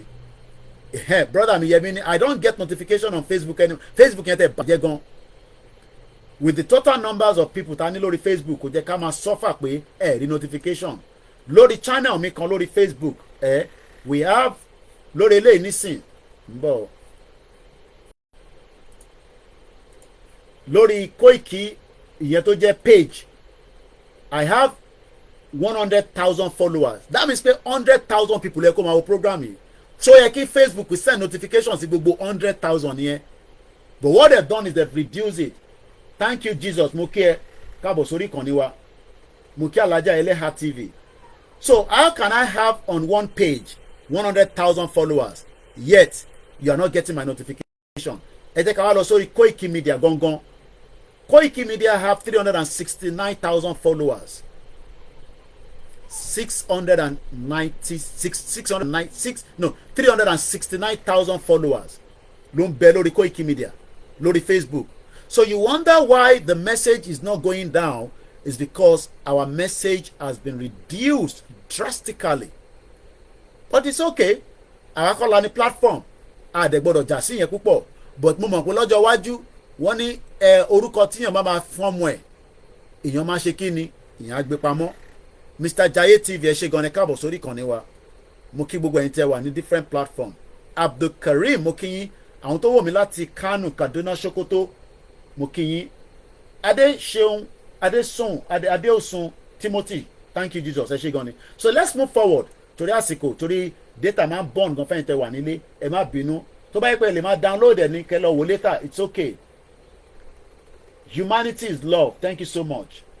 Just watching you now, long live White Lion ẹ ṣé gan ni mo dúpẹ́ lọ́wọ́ gbogbo yín o mo dẹ̀ ní bàjẹ́ lọ́wọ́ yín ní dalẹ̀ yín gbogbo ibi tí bá wà tó bá ní wọ́n fẹ́ dalẹ̀ ọmọ Yorùbá màá bọ́ ta màá wá sọ fún yín. But for now there's nothing like that. Ṣé má jẹ́ kí gbogbo rúmọ̀ kan tó rúmọ̀ kan mo ní èmi àti bàbá ṣì wà nù meeting kan lánàá meeting ọ̀tọ̀ọ̀tọ̀ tó yàtọ̀ complete different meetings. Ṣé má ẹ̀kẹ́ni kankan sọ fún yín pé Yorùbá nation tó ń ṣe yẹn ẹ̀dẹ̀ bá wa follow brother mi Mr. Jaye TV èèyàn Koikimedia ni ẹni tí bá ti ní kẹ́ bá mi follow ẹ bá mi follow ẹ. So ẹ má ẹ̀kẹ́ni kankan sọ fún yín pé bíi parlour talk ṣé olóyè ti di ó ti kúrò. Yes àìtí jáde because strategy gbọ́dọ̀ jáde tabaníká jáde kọ́ ni problem but a fẹ́ jáde pẹ̀lú strategy a kò fẹ́ jáde gbùrùgbùrùgbùrù ká má tún mọ ibi tá à ń lọ ó yẹ yín nísìn. So gbogbo yẹn ó wà very very important. Èmi mo ní tí bá ti ń ṣe program kọ́ máa bá mi fi sílẹ̀ kankan oyin ta fi ń gbowó kọ́lé sílé Koikimedia kọ́lé expand. Ẹ rántí pé Metro newspaper 980,000 ló ń print. So mo bẹ̀ yín ẹ dá sí mission yìí. Ẹlòmíì wà lóòótọ́ mo kì í fẹ́ sọ pé à ń ṣe charity ní bíbá but mo ń gbìyànjú ìwọ̀n bá tí mo lè ṣe and I will not stop doing it. Ẹlòmíì wá bá mi màá ní mo ní ẹlòmíì dẹ̀ máa wá màá ní mo ní.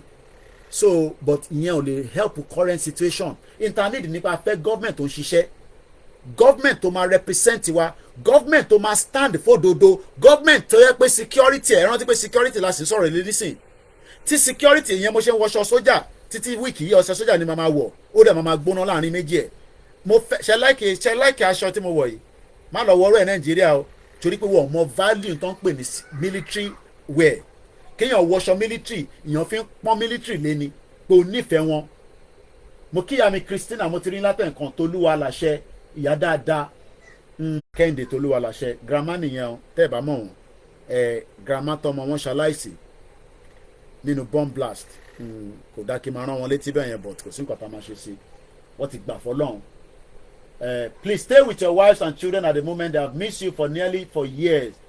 Bẹ́ẹ̀ni grandma ni má lọ́lé o Koiki má lọ́lé rárá o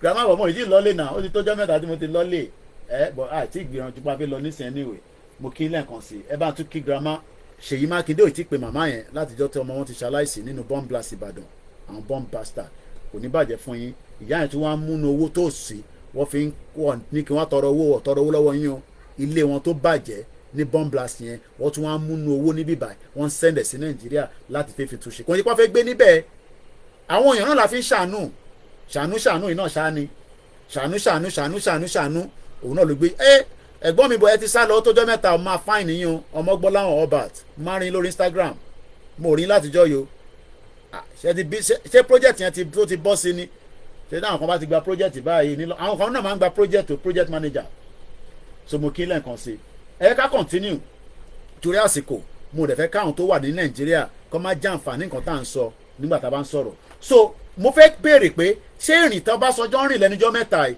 ṣé rìn pé kọ́ pín nàìjíríà ló rìn àbí rìn ta rẹ̀ torí pé Dr. Kemi náà máa ń ní intel tó pọ̀ gan ó gbóná gan ni kò ń ṣe kékeré o so ó ń sọ fún wa nísìsiyìí pé this council ẹlòmíì ọmọ tán pè ní council of state o ẹ jẹ́ kí ló mú jáde council of state ṣẹlẹ̀ lánàá ní nàìjíríà lákọ̀ọ́kọ́ kí ló ń pè bẹ́ẹ̀ a council of state is a governmental body in a country or a subdivision of a country with the function that varies by jurisdiction. It may be the former name for the cabinet or it may refer to a non-executive advisory body associated with the head of state.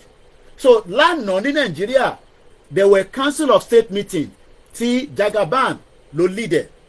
So mo fẹ́ lọ mú fídíò yẹn jáde bí akákọ̀ọ́ rí gbogbo wọn so this was the council of state so ẹlòmíràn ṣe rí níbí báyìí mo fẹ́ ká parọ́ o in tó o bá yé yín ẹ fi sí comment section tí bá pìkẹ̀ màá ṣàlàyé ẹ̀ mo fẹ́ jẹ́ ká jọ gbádùn ara wa àròlé ló máa ń sọ bẹ́ẹ̀ àròlé a máa gbádùn ara wa níbí báyìí mo like àròlé 1010 kọ́lọ̀ máa wà pẹ̀lú ẹ̀ ẹ̀gbọ́n mi triple rs ní ṣé a lè trust Ọbásanjọ́ ṣá ṣé a lè trust Gowon nìyẹn o àti Abdulsalam àwọn ò lè make ẹ̀ wá síbẹ̀ so àwọn join by Zoom mo mọ àwọn méjì tó kù náà ó dà pa bíá nìyẹn so council of state yìí ó jẹ́ kó Ọbásanjọ́ wà ń bẹ̀ lánàá mo mà kíyà dáadáa fombo Sumbo I'm sure pé Sumbo lórúkọ yẹn mọ́mí àbí because s ló yẹ kó jẹ́ bí èmi dẹ̀ ni mo mix ẹ̀ tẹ̀fi ní fombo because mo mọ̀ pé Sumbo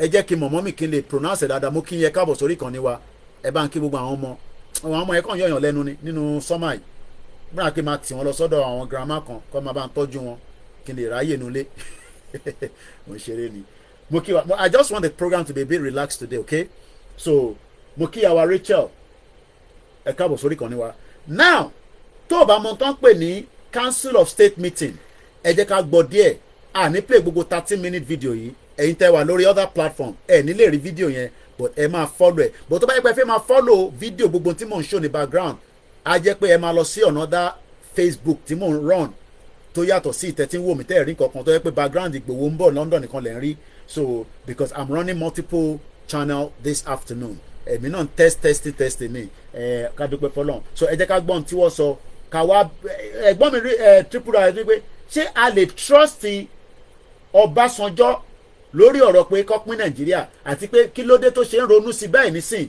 ṣé torí pé Tinubu wà níbẹ̀ ni ṣé nǹkan kan wà tí Tinubu náà fi fà lẹ́pọ̀n tẹ̀ ẹ̀ pé Tinubu náà nísìn wà nínú orí oyè báyìí bí a Buhari ò lè ṣàwọn nǹkan kan torí a máa pẹ́ kó o máa lọ step to ẹ̀ mọ̀ pé general to general àwọn méjèèjì but Tinubu ò kì í ṣe general òun ṣe military bóyá ó ṣeé ṣe kó lè nìkan lọ investigate energy sector tí Ọbásanjọ́ tán ní $16 billion ló sọnù ó sọnù ní o àmọ́ ibi tó wà ó dà pé tèmi ti dry ẹ jẹ́ n sáré ǹdẹ̀ máa mú mi sí ẹ má bínú sí mi kúkú sanwó fún mi àwọn ilé tí mò ń lo kíní wọn báyìí orí gan lẹ́yẹ kí n máa lò Yorùbá nation is not negotiable bẹ́ẹ̀ ni èmi ò ní jókòó síbi tó ti máa negotiate Yorùbá nation fún against ọmọ Yorùbá láyé kò sí nǹkan tó jọ so ẹ jẹ́ ká gbọ́ díẹ̀ máa mute mic mi ká kọ̀ gbọ́ snip view díẹ̀ nípa nǹkan pè ní I'm watching you from Abuja báwo la Abuja lálẹ́ yìí àwọn Abuja girls ń kọ́ ń bẹ̀ àwọn Serekode wọ́n náà pọ̀ nínú Abuja àdúrà yẹn á máa gbà sí lọ́hùn ni gbogbo gbà tí wàhálà bá máa bẹ̀rẹ̀ ẹ̀yin ò ní sí níbẹ̀ torí wàhálà máa bẹ̀rẹ̀ àwọn northerners náà máa forí Tinubu fàgbọ́n èmi kọ́ mo sọ bẹ́ẹ̀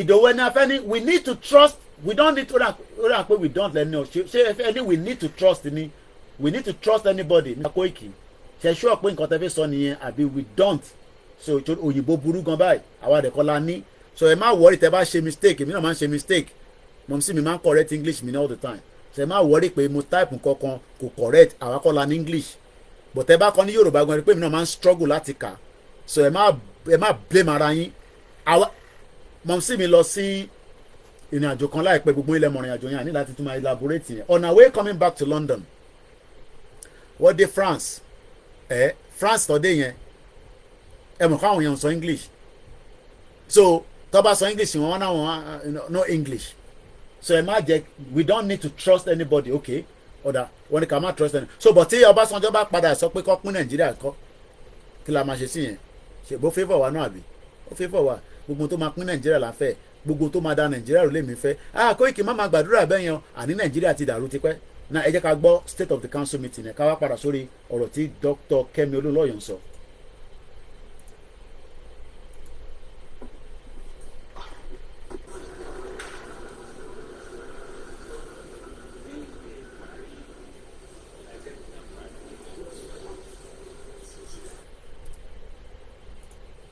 ẹ má bínú èmi mo pọ̀sẹ̀ now ẹ̀yin ọmọ Yorùbá ẹ súnmọ́ bíbá ṣe rí ìtẹ̀kọ̀rọ̀ra rí ìtàn pè ní tí ìbá gẹ̀ẹ́tì Yorùbá yẹn dáadáa ẹ bá mi kọ́ sí comment section ìgbà ò lọ bí òréré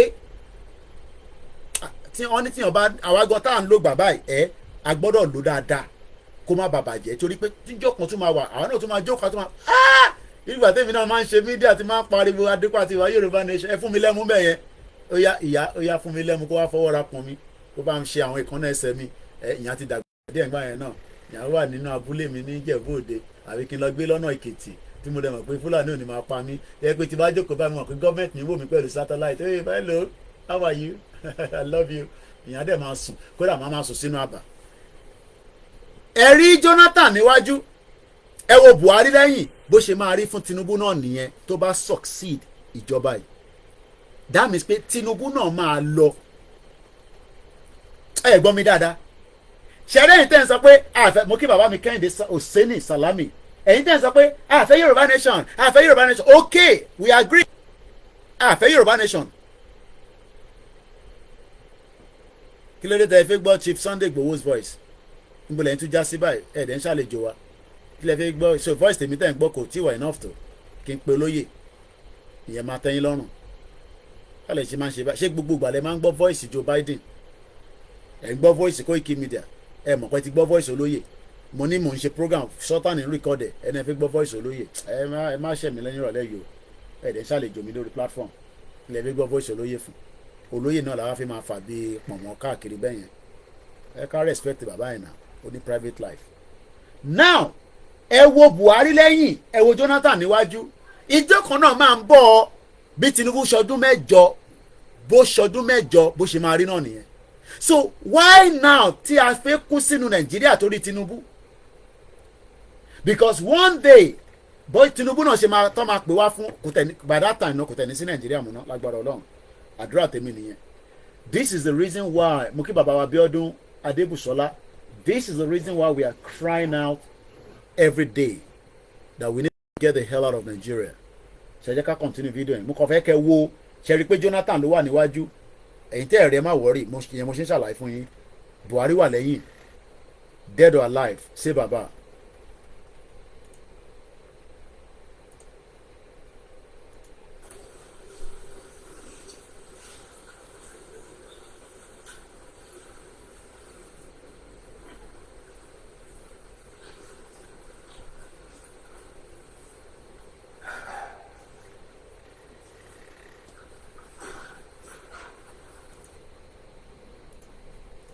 Buhari ló wà níbẹ̀ nígbà kan Buhari ló wà níbẹ̀ nígbà kan Buhari náà tún wá dẹni tó ń dúró kí Tinubu wọlé dé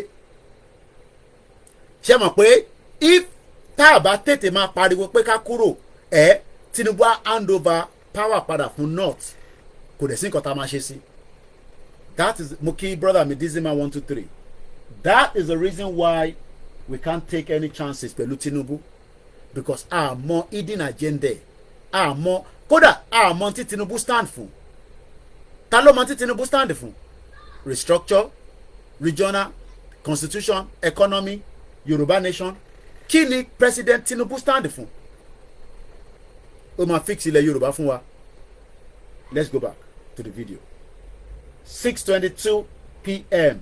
local time from London ní 14 August 2024 Koikimedia live.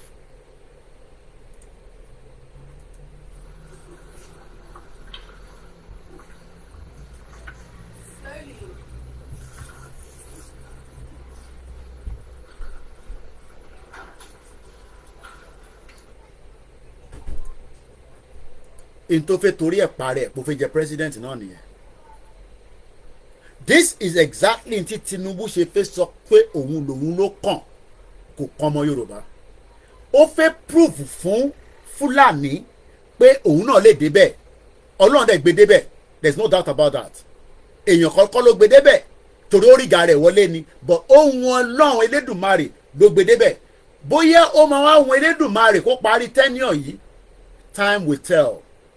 But in tó fẹ́ ṣó gangan náà lélẹ́yìí pé Buhari bá débẹ̀ èmi náà lẹ́tọ̀ọ́ láti dé bíbá. Bí Jonathan bá lè débẹ̀ ta ni Jonathan èmi náà lẹ́tọ̀ọ́ láti débẹ̀. Ṣe ni pé gbogbo wọn dé ibẹ̀ before òun ló gbọ́dọ̀ jẹ́ the last person tó máa wọlé, àwọn tó kù ti gbọ́dọ̀ wà lórí ìjókòó. Now tẹ́ bá wo body language Shettima ní the other side, Shettima náà ń gbàdúrà pé kọ́lọ́n jẹ́ kíkú pa Tinubu. Èmi kọ́ ni mo sọ bẹ́ẹ̀, in tí Shettima ń sọ nìyẹn.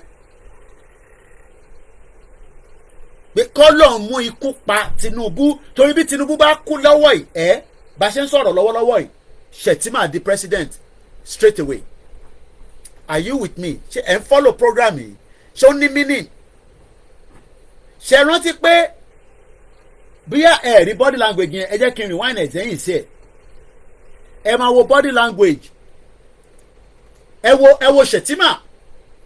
Ṣé mọ̀ pé Shettima náà ń gbàdúrà nínú ọkàn ẹ̀ pé Ọlọ́run bá pa Tinubu jàre kémi lè tètè débẹ̀. Torí pé ojú ń kàn àwọn northerners. Ìyẹn ló ṣe lọ erupt ọ̀rọ̀ Russia flag jáde.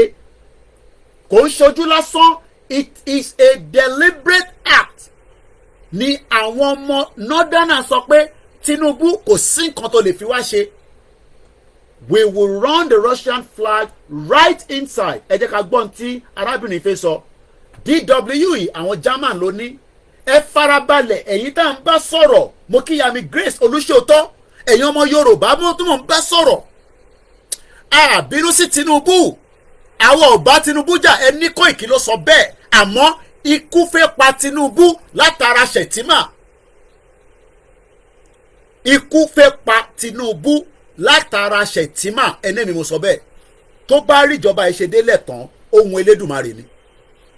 Ẹ gbọ́n mi ọmọ Yorùbá. Ẹ sọ fún Ṣèyí Tinubu pé bàbá rẹ̀ wọ́n lè gbé orí bàbá rẹ̀ padà wá sí South West bó ṣe pẹ́ MKO Abiola kò pọ̀ jù. These people don't care whether you are who or you are not who. Wọ́n padé légi wá. Ṣé mọ sọ pé Abiola ò ní lọ́wọ́ ṣé táwọn èèyàn mọ capacity MKO Abiola. Ẹ̀mí tó pè ní MKO Abiola mọ̀ ní kúdí owó wọ́n pàṣẹ Abuja kò sí nǹkan kan tó ṣẹlẹ̀. Ìgbà yẹn ló yẹ kí Yorùbá ti pull out kúrò ní Nàìjíríà. But olè táwọn Tinubu olórí burúkú yìí náà fẹ́ jẹ àwọn bomb bastard. Ó ní ó dà bá pa Abiola èmi máa débẹ̀. Ó ní tẹ́ bá pa Abiola òun máa débẹ̀, òun máa sacrifice kódà òun lè fọmọ òun bògún torí ẹ̀. Torí wá ti dífá oríṣiríṣi fún Tinubu, àwọn babaláwo, àwọn tó ń ṣàdúrà fún, àwọn àfáà tó jókòó sínú ilé ẹ̀tọ́ wà lórí awọ, wọ́n máa deliver message fún pé bàbá yìí máa débẹ̀, but àwọn nǹkan kan máa bá lọ, a ní kó ṣẹlẹ̀. Ọmọ Yorùbá ní gbogbo wa.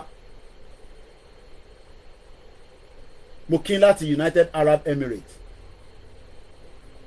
Àwọn èèyàn follow program mọ́, wọ́n ti wà distracted, àdẹ̀ tí ìgbọ̀nyàn síta. Torí tó bá yẹ pé mo gbọ́yàn síta nígbà wo bí ẹ máa dàrú nísìn, ẹ má bínú ìyá mi. Mo ní Tinubu ẹ wo Shettima ní bíbà olórí burúkú. Òun dà fídíò yẹn dà. Ẹ wo Shettima, ẹ wo bí òun náà ṣe dúró, kí lẹ rò pé ó ń wà lẹ́mìí Shettima tó jẹ́ ọmọ àwọn kan ní Kanuri ni, àwọn kan ní Fúlàní ni, àwọn kan ní Haúsá ni, but whatever it is kò kí ń ṣe ọmọ Yorùbá, kò lè nífẹ̀ẹ́ Tinubu délẹ̀. Àwa gan tí nífẹ̀ẹ́ ara wa délẹ̀ ni. Ṣáwa gan tí nífẹ̀ẹ́ ara wa délẹ̀. Now ǹjẹ́ yìí náà mọ̀ nísìn pé inú ewu ni gbogbo wa wà. We are all in danger. Because do you still want to be known as Nigeria after tí Tinubu bá ṣe tán? Ṣé mọ̀ pé disaster ló máa jẹ́ ṣá? Mo kí bàbá mi, mo kí grandma lẹ́ǹkan sí Christina SK Tolúwaláṣẹ. Wọ́n ní Shettima bá gba tó bá mo fẹ́ ka Yorùbá. Wọ́n ní bí tí Shettima bá gbádàrú ikú fún Bọ́lá ọmọ Shettima ń kọ́ àbí Yorùbá yìí náà nìkan náà kó ṣàánú wa ẹ ṣàmú àyìn tẹ káàdì nínú kọ́mẹ̀ntì ẹ ti gẹ̀tẹ̀ mo kí dáàdì mi Ìdòwú Samuel bàbá mi Sunday Afọlábí we are here telling us that we love Tinubu so much gbàdúrà kú fún bó ti fọwọ́ rẹ̀ fi ikú sí rẹ̀ lọ́wọ́ báyìí ẹ wo fídíò yìí ẹ wo body language Shettima ṣe mọ̀ pé Shettima kì í rẹ́rìn Emmanuel ní this program is hot ọlọ́run kò hot mo fẹ́ kó calm ni ìyẹn mo ṣe tan fan sórí tí bá fẹ́ kó hot máa pa fan máa tilẹ̀kùn mọ́ orí máa ti gbogbo á máa gbóná gbódógbódó Kevin ní how do you read Shettima's mind ó máa ṣe o. Do you want me to show you another image of Shettima? Do you understand that this Shettima also have an agenda? The same way Tinubu has an agenda, he also has an agenda. Ẹ jẹ́ ká mú fídíò yẹn lọ sẹ́yìn díẹ̀ sí. Now Jonathan àti Buhari ti débẹ̀ so wọ́n ti lọ whisper fún Tinubu pé àwọn the former president ti wọlé. Now ẹ jẹ́ ká wo fídíò yẹn ká tó padà sí flag Russia yẹn níbí báyìí máa pọ̀ sí máa mute mic mi mò ń bọ̀ lẹ́ẹ̀kan sí. ẹ má bínú ẹ̀yin tí ẹ wà ní channel báyìí ẹ má bínú lẹ́ẹ̀kan sí. tẹ bá fẹ́ rí gbogbo tí mò ń show yẹn ẹ máa lọ síbi tí mo ti ń show lórí software because mo ń run multiple channel that's the reason why you are not seeing anything ẹ̀yin tẹ́ wà lórí bíbà tí fídíò Olóyèdè náà ń show lẹ́yìn mo kí gbogbo alẹ́ nǹkan sí.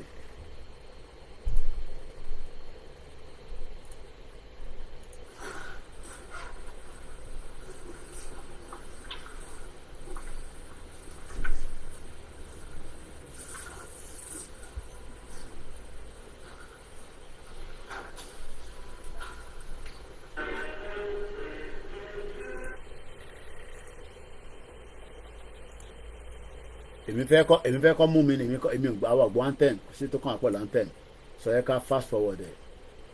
now ẹ wo ṣe ta ló mọ bọ̀bọ̀ yìí ta ló mọ máa yìí Délé Aláké nìyẹn. gọ́ọ̀mẹ̀ntì dùn gan ẹ̀mọ́ tó ń pè gọ́ọ̀mẹ̀ntì ni ó máa ẹni tí Ọlọ́run gbọ́dọ̀ fi nǹkan sẹ́mi ẹ̀ tí kò ní darapọ̀ mọ́rú jìbìtì báyìí orí ẹ̀. mo rántí gbà táwọn kan akọ bẹ̀rẹ̀ wọ́n ní ìwọ náà ní price tábà ti kówó fún yín ní sẹ́yìn máa lọ shut up mo ní tábà ti kówó fún wa wọ́n ní kò sẹ́ni tó ní price mo ní price owó kọ́ lọ́ máa fi fà wá wọ́n máa dẹ trap obìnrin fún wa ni ìfádẹ́ ti sọ yẹn fà wá àwọn babaláwo ti sọ Jésù Kristi ti sọ fún mi ànábì sọ pé sá fún àwọn obìnrin ọ̀rọ̀ owó kọ́ lọ́ máa fi trap àwa ntọ́ lè fi trap wa obìnrin wà nínú ẹ̀. ẹ wo Délé Aláké bó ṣe ń rẹ́rìn múkẹ́lẹ́ mo ní gbádùn ẹ̀ dáadáa but it is a temporary place. Délé Aláké ẹ̀gbọ́n mi ẹ make sure pé ẹ gbádùn gọ́ọ̀mẹ̀ntì yìí but it is a temporary place tí kò favour ọmọ Yorùbá but ó favour ìwọ àtàwọn tẹjọ jẹ́ cronies àwọn tó bá mọ Délé Aláké nísìn wọ́n á máa lọ́bí oríṣiríṣi nǹkan tó bá dẹ̀ jẹ́ni tó lawọ́ dáadáa oh yes wọ́n gbọ́dọ̀ gbádùn ẹ̀.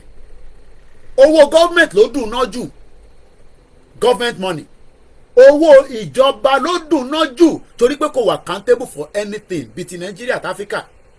so Délé Aláké náà ń rẹ́rìn ẹja gbọ́n tó sọ.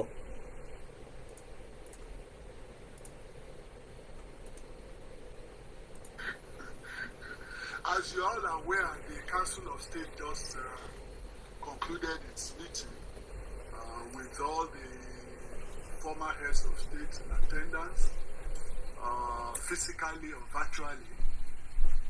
The last count, I think, most of them were the physically attending was the former head of state, General Buhari, and Good luck Jonathan were there physically and the rest were there virtually via. kí ló dé tó Ọbásanjọ́ ò sí níbẹ̀ this time around I'm just asking. Okay, Ṣọbásanjọ́ wà wẹ́ pé wọ́n máa ṣe council of state meeting. Okay, ó wà l'Amẹ́ríkà, ṣé kò sí internet l'Amẹ́ríkà ni? Is there no internet in America for the former president to have joined? What is it that we don't know? Bẹ́ẹ̀ Simon ani, what you don't know is bigger than kìnìkan. Kìnìkan tá a mọ̀.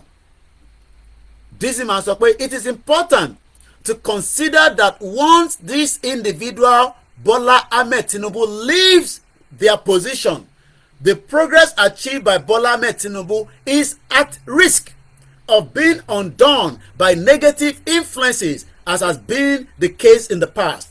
Òyìnbó yẹn pọ̀ wẹ̀jẹ̀ ń break it down. Ntí Dizzy man sọ ni pé gbogbo ntí Tinubu bá ṣe ní dáadáa kí Nàìjíríà fi lè progress níjọ́ tó bá ti kúrò lórí oyè gbẹ́gẹ́ tí Shettima àbí El-Rufai bọ́ sí àbí Matalawi àbáwọn tó ń dúró dé ní north torí wọn ò ní fi Yorùbá jẹ́ mọ́ o for now wọ́n máa yí gbogbo ẹ̀ lágbo ni o. So what is now the essence of all this? So gbogbo ilé ti Délé Aláké sọ nísìnyẹn ó ń sọ tiẹ̀ torí pé ẹ rí pé òun náà ó ti ń chop up kò yẹ pé kò chop up tẹ́lẹ̀ position tó wà yẹn ibi ilé owó gangan lòun wà ó náà lòun sọ fún Tinubu pé kò wà níbẹ̀ kí lẹ rò pé wọ́n ti jọ dì tẹ́lẹ̀. Ó dàbí kémi náà máa sọ pé tàbá ti gba Yorùbá nation o èmi ni máa wà níbí báyìí o torí kíni. So Délé Aláké tó ń sọ̀rọ̀ nísìnyí ẹni kó gbádùn gọ́ọ̀mẹ̀ntì ẹ̀ dáadáa àmọ́ kò favour ìran ọmọ Yorùbá because presently láì bá ṣe ń sọ̀rọ̀ we is not even favouring us security wise. Gbogbo ibi tó ti ń wa kùsà wa pátá Délé Aláké ò ti protected. Ẹja gbọ́ díẹ̀ sí ká tó tẹ̀síwájú.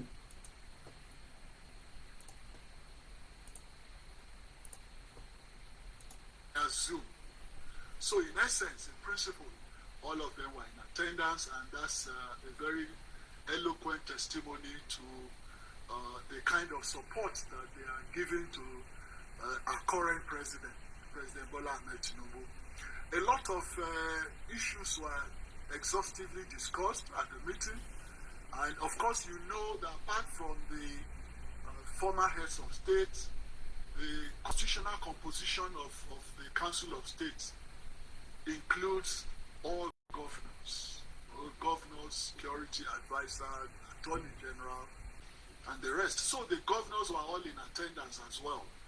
And some of us ministers were invited to make presentations on our roadmap on what we've been able to achieve.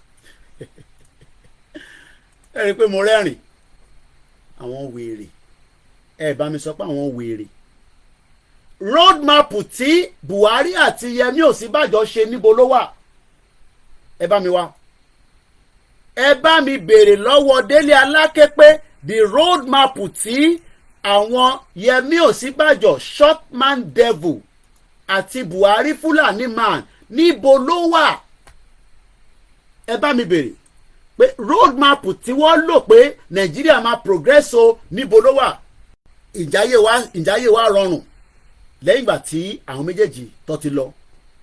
What has been the roadmap? Tẹ́ ẹ̀ bá ti gbọ́ tẹ́lẹ̀ ní October inú ọdún yìí àmọ́ wọ́n ní dínà ń bẹ dínà wà fẹ́ni tó bá ti gbọ́ ẹ jẹ́ àfi àwọn wèrè yìí sílẹ̀ náà ká kọ́kọ́ lọ gbọ́ bí dínà ṣe fẹ́ rí ní October mò ń bọ̀ mọ́ ìtìdè.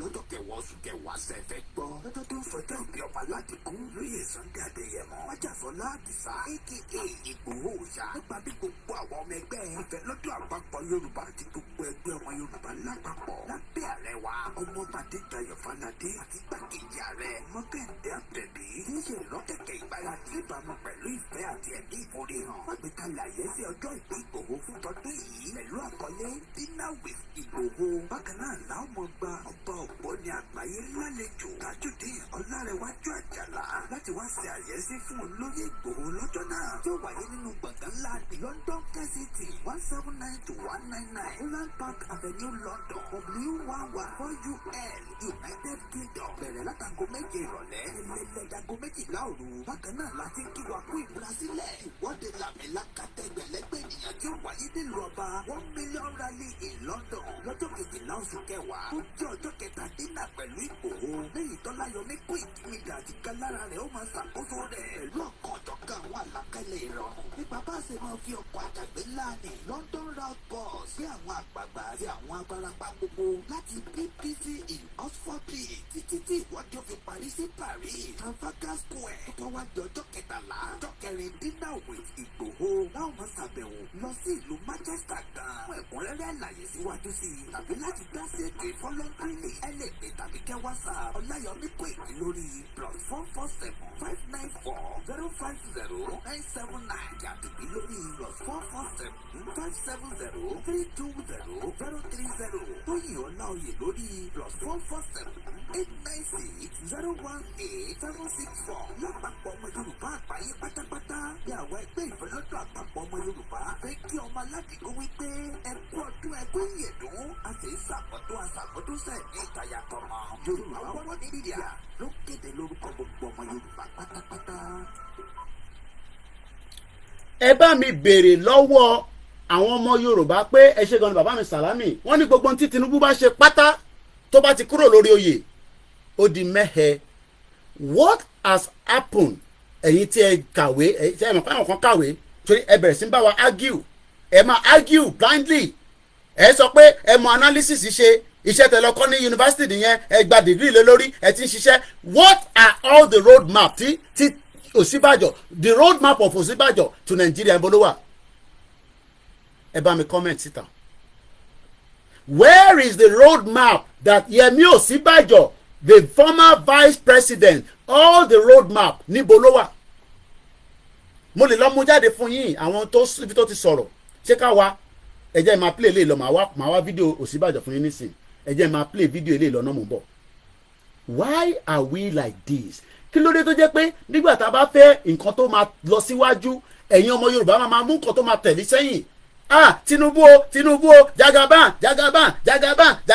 ó da Jagaban ti débẹ̀ nísìn wọ́n ní wọ́n ń ṣe road map lọ́wọ́ máì tí sọ̀rọ̀ road map tẹ́lẹ̀ ẹ sọ what are the road map kí ǹjẹ́ road map continuity ní government we are people that ó dàgbà tẹ́ pé kòkòrò máa ń rìn lórí gbogbo wa nígbà míì náà. Ọ̀ṣínbàjò was in government for 8 years by now ó yẹ ká ti máa rí the ripple effect of the road map. Instead gàrímà tí wọ́n mà ní epo tí wọ́n ẹ̀wà tí wọ́n omi ṣe gbàgbàgbà gbogbogbò ṣé ká tún play video àwọn tó ní kí ló tún ṣẹlẹ̀ báyìí. ẹ jẹ́ kí n play fún yín mo ní lọ́wọ́ kí ló tún dé báyìí. nígbà tí Buhari ti lọ ló ti gbé lọ́ọ̀bù lọ imagine kọ́ ọmọ Yorùbá máa sọ pé nígbà tí Buhari ti lọ ó ti gbé lọ́ọ̀bù lọ. How did we get to that stage? wọ́n ní Buhari went with love èmi kọ́ mo sọ arákùnrin gbóhùn sókè. àtúrọ̀mọ́ bí ọ̀tá báyìí pé kó lọ ra bí ọ̀tá wa bí ọ̀tá ń sìn ó ti di báàgì méjì 500 kí ló tún ṣẹlẹ̀ èwo ló tún ṣẹlẹ̀ báyìí kí ló tún kọ́ bí ọ̀tá omi tá fi ń dáná omi tá fi ń dáná kí ló jẹ́ pé gbogbo nǹkan báyìí ìnira ti pọ̀ jù Lagos State kí ló ṣẹlẹ̀. ó dà pé tí èèyàn bá ń gbọ́ fídíò yẹn máa ń tún gbọ́ dáadáa ni o ṣé ó ní omi táwọn fi ń dáná mo ò gẹ́tì mẹ́ dáadáa ta ló gbọ́ bẹ̀ yẹn ṣé wọ́n máa ń fi omi pure water dáná ni ṣèbí inú omi tap lẹ́ máa pọ́n tẹ́ máa fi ṣe ọbẹ̀ tẹ́ máa fi fún ẹran tẹ́ máa fi omi tap làwọn máa ń lò mo ò gbọ́dọ̀ tún máa lo omi volvic fi dáná ṣé máa ń fi omi pure water dáná ni láti jọ́ tí mo ti ń gbọ́ fídíò dáhùn pé mo tún ṣe gbọ́ bẹ́ẹ̀ dáadáa nísìnyí o bàbá mi ọba ńlá ní àwọn wèrè mo gbọ́ bẹ́ẹ̀ dáadáa o. Is it that the guy is saying that we use pure water to cook our food àbí ìtẹ́kọ̀ọ́ mú bẹ́ẹ̀mi náà ṣe ń fi volvic tí mo fi ń tẹ̀lẹ̀. má ṣe o àwọn èèyàn comment àwọn èèyàn ti sùn lórí broadcast àìrẹ̀ tí ì ṣe 3 hours nbà ní ká paná program ká lọ wọn kó máa lọ́lé. so bọ̀bọ́ yìí sọ nísìsiyìí pé omi táwọn fi ń dáná kí ló ó kì í bí ẹ̀yìn gan ló tẹ̀ ṣe ń dùn lọ́kàn pé omi táwọn fi ń dáná kí ló tún ṣẹlẹ̀ mo understand o omi táwọn fi ń dáná ẹ̀gbọ́n mi Yẹmí Fátókí kí lẹ sọ sà wọ́n ní kò sí good water ní Lagos Island o àyírọ́lẹ́pa mo kò lọ kò jẹ́ kí n sọ bẹ́ẹ̀ ẹ̀gbọ́n mi ẹ̀gbọ́n mi lẹ jẹ́ máa ń fún mi lówó tí bá ní mo fẹ́ mu coffee ní sí bàbá yẹn máa send náírà á ní tó bá wù mí ní kí n fi ṣe ní London màá ní báwo mo ṣe máa tún máa wo ló ní ó fẹ́ mu coffee má yọ mí lẹ́nu ṣé ẹ̀ ń sọ fún mi nísìsiyìí pé kò sómi ní Lagos Island Paris TV ẹ̀yin ọmọ Lagos State ẹ súnmọ́ bí náà ṣèbí Tinubu ṣèjọba fún 8 years ẹ ti da program rú mọ́ mi lọ́wọ́ báyìí o kí ló ń ṣẹlẹ̀ gan what is going on so ẹ̀ ń sọ nísìsiyìí pé 8 years tí Jagaban ń ṣe ní Nàìjíríà ní Lagos State kò fún wa lómi àwa náà máa fún wa lómi ní federal eléyìí wá ní kí ló tún ṣẹlẹ̀ gan ọmọ program kí lẹ sọ mọ́mì ṣé mo gẹ́tẹ̀ lẹ́ni sá mọ́mí ìyá Oyèrónkẹ́ mo gbọ́dọ̀ gẹ́tẹ̀ mo gbọ́dọ̀ tún ṣe mistake lẹ́ni o kẹ má bàa nà mí lẹ́gba pé Kóìkì wọ́gán tó ń tíìtì wa gan èmi gan máa nà ẹ́ lẹ́gba lálẹ́ Biafra superstar náà ti wọlé o ó ní Kóìkì everything don tabaru ó ní ordinary tap water in the zoo is very dirty how do you know that I know you don't like Tinubu don't come and tell me that here my brother. lọ́wọ́ bá o àwọn èèyàn máa ń confam Adémọ́lá Ọ̀gbẹ́ni there is no good water in Lagos State ṣe bí mo ṣe kúrò ní Lagos ní 24 years ago ni mo ì tí pẹ́ ní London wọ́n ní come back home àṣẹ ẹ̀ lómi ní Lagos State àṣẹ ẹ̀ lómi ní ẹgbàá 100 million lọ́wọ́ Dangote tó lọ ń ṣe refinery omi kí lẹ sọ́nbẹ̀ yẹn Scarborough ṣé Scarborough lẹ́wà ní mọ́mọ́bẹ̀ yẹn wọ́n ní if the Yoruba nation leaves Nigeria today where will you buy your yam onion ìbò lélẹ̀ tún já sí báyìí torí Ọlọ́run the Yoruba nation has benefited the Nigeria project more than other tribes eléyìí ṣe darapọ̀ mọ́ wa ní o arákùnrin ṣe darapọ̀ mọ́ wa ní ó ní tá bá gba Yoruba nation níbo láti máa ra yam àti pepper ṣé ká bu àbí kákọ̀ béèrè pé kí ló ń ṣe ẹ bá mi bèrè bàbá mi sùn lòdù ẹ bá mi bèrè lọ́wọ́ arákùnrin yẹn àkókò mọ̀ bí Fúlàní ní oríṣiríṣi lókòkò ó ní tá bá ti gba Yorùbá nation ó níbo láti máa ra aṣọ àti pẹ́pẹ́ máa lọ rà lọ́dọ̀ àwọn Biafra bomb bastard you are a bomb bastard so you think we don't have land is it not the Fulani that have destroyed our land that did not allow our people to go back to the farm bí Fúlàní tẹ̀ ní gánṣẹ́ púpọ̀ mi dẹ̀ ní Fúlàní ti báyà yín sùn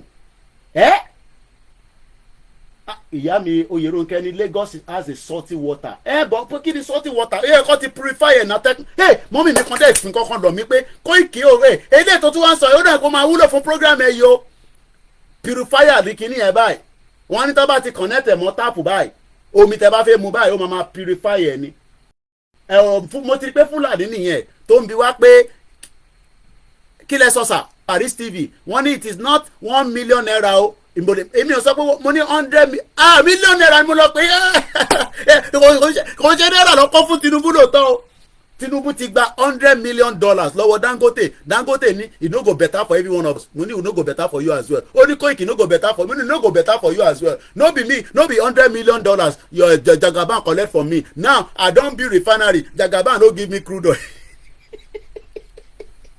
gbogbo ẹ ti lẹ́tìkẹ́ everywhere don scatter ẹ bá mi wá Ọlákúnlé o gbọ́dọ̀ bá mi wá fídíò yẹn everywhere don scatter o rántí fídíò yẹn everywhere don scatter o ó dà nǹkan ọmọ Ìlọrin kan ló ṣe kí ni ó ní everywhere don scatter o everywhere don scatter o mo ní di fídíò yẹn mo gbọ́dọ̀ gbé sínú software mi àìtí play fídíò ìtàn in tí mo sì ń bèrè ni pé ṣé kò sómi lẹ́kọ̀ọ́ ni torí arákùnrin yìí sọ pé kí lẹ sọ sà bàbá mi sun òdu wọn ni we have land for farming Fulani territory imported wèrè màlọ́mọ yẹn èyí tó ń sọ pé tá a bá gba Yorùbá nation níbo láti máa jẹ ẹṣọ àti ewúro àti gbogbo ọmọ àlè kí lẹ sọ Paris TV wọ́n ní it should come to ìmúwòrú Yorùbá yìí náà ni where we have enough gàrí ọmọ àlè nìyẹn kò dá kankan mọ̀ bomb bastard yeah? Oh yeah, I almost finished 1 hour I love you àwọn èèyàn dá sí program mọ́ kí lẹ sọ grandma ó ní ẹ ti wà ní the right place ẹ ti máa rí dáadáa wọ́n ní we use pure water to cook and brush our teeth in Lagos grandma ṣe wine wà lálẹ́ ni grandma ẹ náà tún wine èmi náà grandma ni a máa ń fi omi pure water kí lẹ sọ mọ́mì mi Oyèrónkẹ́ wọ́n ní we have land to plant enough food ẹ bá ń kí ìyàwó Janet Fashakin oko etílé Fúlàní ọmọ àlè ẹ má ìkànnì Fúlàní ẹ̀dá ó máa da program lọ́wọ́ rú. A sì ń béèrè pé arákùnrin yìí n tó ṣọ́ọ̀kì mi bẹ́ẹ̀ ni pé ó ní kí ló tún ṣẹlẹ̀ gan kí ló dé gan ẹja àjọgbọ́ ìgélẹ̀ nǹkan sí ká tó lọ gbọ́ Délé Aláké gbọ́n ní Délé Aláké ẹ̀gbọ́n mi ẹ gbádùn Àbújá ẹ̀yin náà ẹ kó góòlù ẹ kó gbogbo ẹ̀ bọ̀tí ẹ máa rántí pé ẹ̀yin nìkan àti àwọn díẹ̀ ló máa jàǹfààní ẹ̀ kó ń ṣe gbogbo ọmọ Yorùbá ìyẹn la ṣe bí àtẹ bá wá fẹ́ gbà tán lẹ fi wá kó lásìlẹ̀ Yorùbá ni tó ń ṣe pé ti kó lọ sókè òkun torí gbogbo góòlù ló ń kó lọ sókè òkun Australia gbogbo ẹ̀ ló ń kó lọ ní Switzerland UAE mo kí bàbá mi Kẹ́hìndé Òsèní ẹja gbọ́lẹ̀ nǹkan sí mi bọ̀. nígbà tẹ́ ẹ ta pure water láti inú mọ́tò méjì ẹ̀yìn sí àtúnrọ̀mọ́ pure water báyìí pé kó lọ ra pure water wa pure water ń sì ó ti di méjì báàgì méjì 500 kí ló tún ṣẹlẹ̀ èwo ló tún ṣẹlẹ̀ báyìí kí ló tún kọ pure water omi ta fi ń dáná omi ta fi ń dáná kí ló dé pé gbogbo nǹkan báyìí ìnira ti pọ̀ jù ìnira pọ̀ jù Lagos State kí ló ṣẹlẹ̀ nígbà tẹ́ ẹ̀ ta pure water láti inú mọ́tò méjì 500 méjì báàgì méjì 500 láti inú mọ́tò àwọn tó máa tún tà á kọ́lé ló máa tà kí ló pé ìnira á pọ̀ jù nílẹ̀ Nàìjíríà ìnira ti pọ̀ jù àtìgbà tí Buhari ti bọ́lẹ̀ báyìí ni Buhari ti gbé lọ́ọ̀fù lọ. ọmọ àkẹ́ni mi ṣe ẹni pé mo lọ gbójú Buhari wọlé Buhari wà wọ̀ wọ́n yẹn pé thank you ṣe ojú Buhari lẹ́gbẹ̀ẹ́ ṣe pé mi náà fojú Buhari sí. ọmọ Yorùbá ní àtìgbà tí Buhari tó ti gbé fẹ́ lọ Buhari Biafra superstar maybe you no hear that guy wey dey talk he say Buhari don take love he remove love as Buhari remove love everything don dabaru for Nigeria. Buhari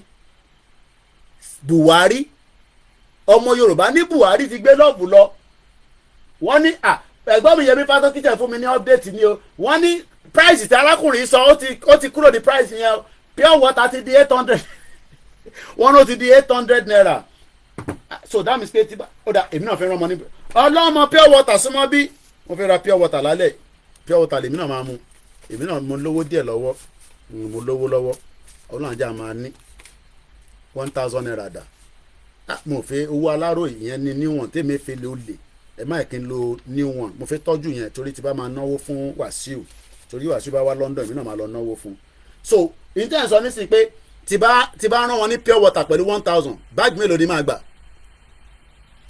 báàgì mélòó ló máa fún mi tí bá fún yàn kan ní 1000 pé lọ́ bá mi ra pure water wà ládùúgbò mo fẹ́ fi fọn eyín mi bí àṣà girama owó ní iná tó tọ́ làwọn ń sọ Kóìkì ní táwọn mọ̀ ni tí bá ní kọ́ lọ bá mi ra omi wá nísìn báàgì mélòó ṣé màá rí bí báàgì 4 lórí eléyìí yà ní Kóìkì òní wàhálà ṣé màá rí tó báàgì 4 grandma comfort ológunjà náà ti dé wọ́n ní soon you will be using pure water to bath in Lagos State if you are still in Nigeria ibùdó grandma sọ pé máa fi fọn yín lọ́sọ báwo la tún ṣe máa já omi pure water ká tó já omi yẹn tán máa pẹ́ ẹ̀ dáàmì pé ìyẹn àkọ́kọ́ já omi láàárọ̀ ó yá ìyàwó mi ó yá kọ́kọ́ lọ mo fẹ́ wẹ̀ baálé mi ẹ mọ̀ pé pure water yín máa ṣe máa lọ máa gé o máa rí 3 rà nínú ẹ̀ ládùúgbò yín Mr. Jaye TV wọ́n ní ládùúgbò àwọn tí bá fún ọ ní 1000 lálẹ́ yìí wá 5 bags for 2000 naira mo fẹ́ ra ok wọ́n ní máa fi wẹ̀ nú ẹ̀ mo dẹ̀ fẹ́ náwó ìfún Wàsíù ní o tó bá ti wá London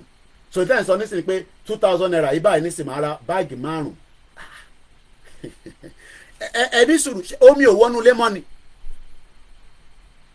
Adékúnlé Rahman ẹ̀gbọ́n mi Yẹmí Fátókì ẹ̀yin sọ pé ní Lagos Island kò sí clean water grandma comfort ológunjà ní a máa ṣe fi pure water fi wẹ̀ grandma princess Awoniyi ní a máa fi fọnu ní eléyìí dẹ̀ sọ pé a fi ń dáná ó wá nígbà tí kinní kan ṣẹlẹ̀ pé wọ́n ti gbé lọ́ọ̀fù lọ ta ló gbé lọ́ọ̀fù lọ mara 2.5 bags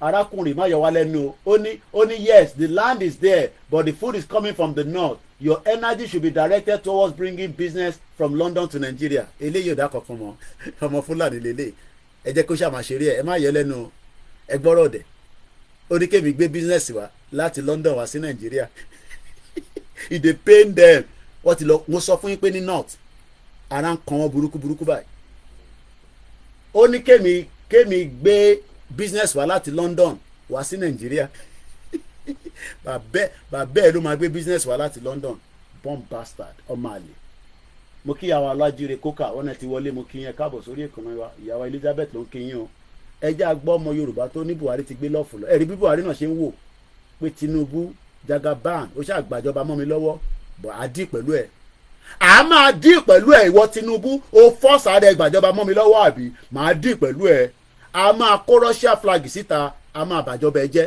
èmi kọ́ mo sọ bẹ́ẹ̀ Buhari ló sọ bẹ́ẹ̀ ẹgbọ́n sókè mú bọ̀.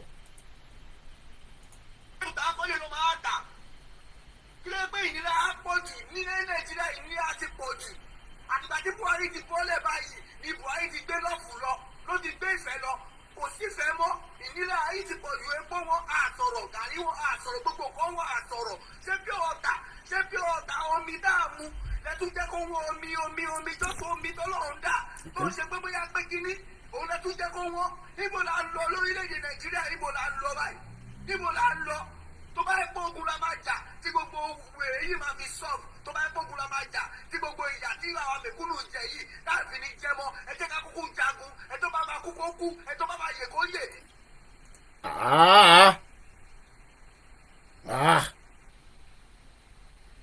ó dẹ̀ ń sọ gbogbo ẹ̀ ló bá wa jagun lájà àwọn olóńgbò fi jagun kí lẹ sọ Mr. Fọlábí Simon wọ́n ní some places like inland we use pure water to cook because the water is not clear kí lẹ mí pé kò clear ṣé nígbà tẹ́ pọ́n mi yẹn kò clear abáyọ̀ nígbà tí mo lọ kí ọ̀rẹ́ mi kan ní Lẹ́kì ní some years back nígbà tí mo flush mo ṣáà rí pé gbogbo ẹ̀ rẹ́ẹ̀dì ni mo wá bí pé kí ló mo rò pé ìgbẹ́ tí mo yà ni ó transform toilet ẹ̀rọ nígbà tí mo fẹ́ yàgbẹ́ mo tètè ẹ má bínú bí ṣe làmọ́lẹ̀ bẹ́ẹ̀ yẹn ìkan náà ni gbogbo àbí ẹ̀yin náà máa ń yàgbẹ́ ẹ̀ tó bá ti yàgbẹ́ o ti ní problem wàláì máa lọ àbèrè ẹ kò lè fi flush inú ẹ èmi rò pé bí àgbà tí mo dé tọ́lẹ̀tì yẹn mo wo inú pit yẹn káwà kí n wo ní tọ́lẹ̀tì wa ń bíbà wà kọ́ ṣe kíní ẹ̀ wá dẹ̀ jókòó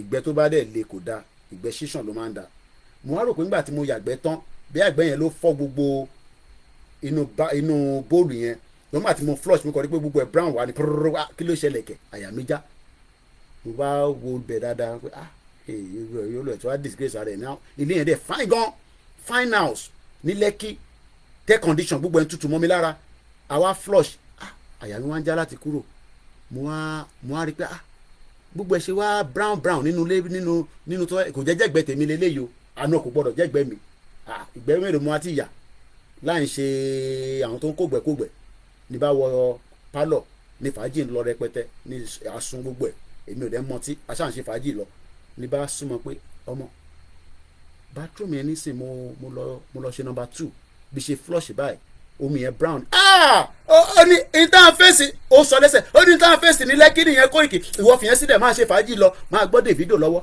mo ní ó yá dájọ́ máa gbọ́ Davido mo ní nínú ilé tó fàyìn báyìí wẹ́n máa sọ yìí mo ní wá àwọn nǹkan tẹ ṣe ní London a lè báyìí wọ́n máa ní kọ̀ọ̀kan tó lè fi purify yẹ ó ní má wọrí ó ní bá ṣe manager nìyẹn wàláì mo ṣe wá rí nígbà tí ẹni sọ ní sí pé omi yàn clear so that means pé for 8 years tí Tinubu fi ṣe government ní Lagos State kò rí omi yẹn sort out grandma wo ni there is no good water in Lekki ànímọ̀dé bẹ́ẹ̀ ní sẹ́ẹ̀ ẹ̀ ń jẹun lọ́wọ́ ẹ má bínú mọ́ ẹ bá ti sọ pé ẹ̀ ń jẹun Mr. Fọláyan nígbà má sọ̀rọ̀ ọ̀gbẹ́ bọ̀ ìgbẹ́ ṣíṣàn ni mo yà ń jọ yẹn kò tí bá lọ lébà máa ń ra oògùn dìgbẹ̀dìgbẹ̀ dání torí tó bá ti mú kankan báyìí gbogbo a máa yọ ọbẹ̀ gbẹ́dẹ́ ni mo dẹ̀ ń ṣe Tinubu tó ń lo ká má tún dá yẹn sílẹ̀ lálẹ́ ìtọ́nú náà pọ́n ní bàbá yẹn máa ń lo èyí táwọn ọmọ kéékèèké máa ń lò ẹ wá wo bó ṣe sọ Paris TV tó láìkì nìyẹn ó ní mò ń jẹun lọ́wọ́ oúnjẹ ò lẹ́ ń jẹ ṣé gàrí náà ló ń jẹ níbi tíyàn bá wà nígbà kan tó bá lọ rà kọkẹrẹ dé báyìí èdè máa wà nínú ẹ̀ ẹja máa wà níbẹ̀ ṣáwá máa wà níbẹ̀ wà wá ní kọ́ bẹ́ẹ̀ gbé ẹ̀bà tó tẹ̀ lálẹ́ àná wà wá máa fi jẹ èèyàn mélòó ló sì ń jẹ kọkọrẹ nísìn èèyàn mélòó ló sì ń jẹ kọkọrẹ mo ní ọ̀rọ̀ tá à ń bá lọ yìí tá a bá dúró sínú Nàìjíríà kódà gàrí gan ìnírí mọ́.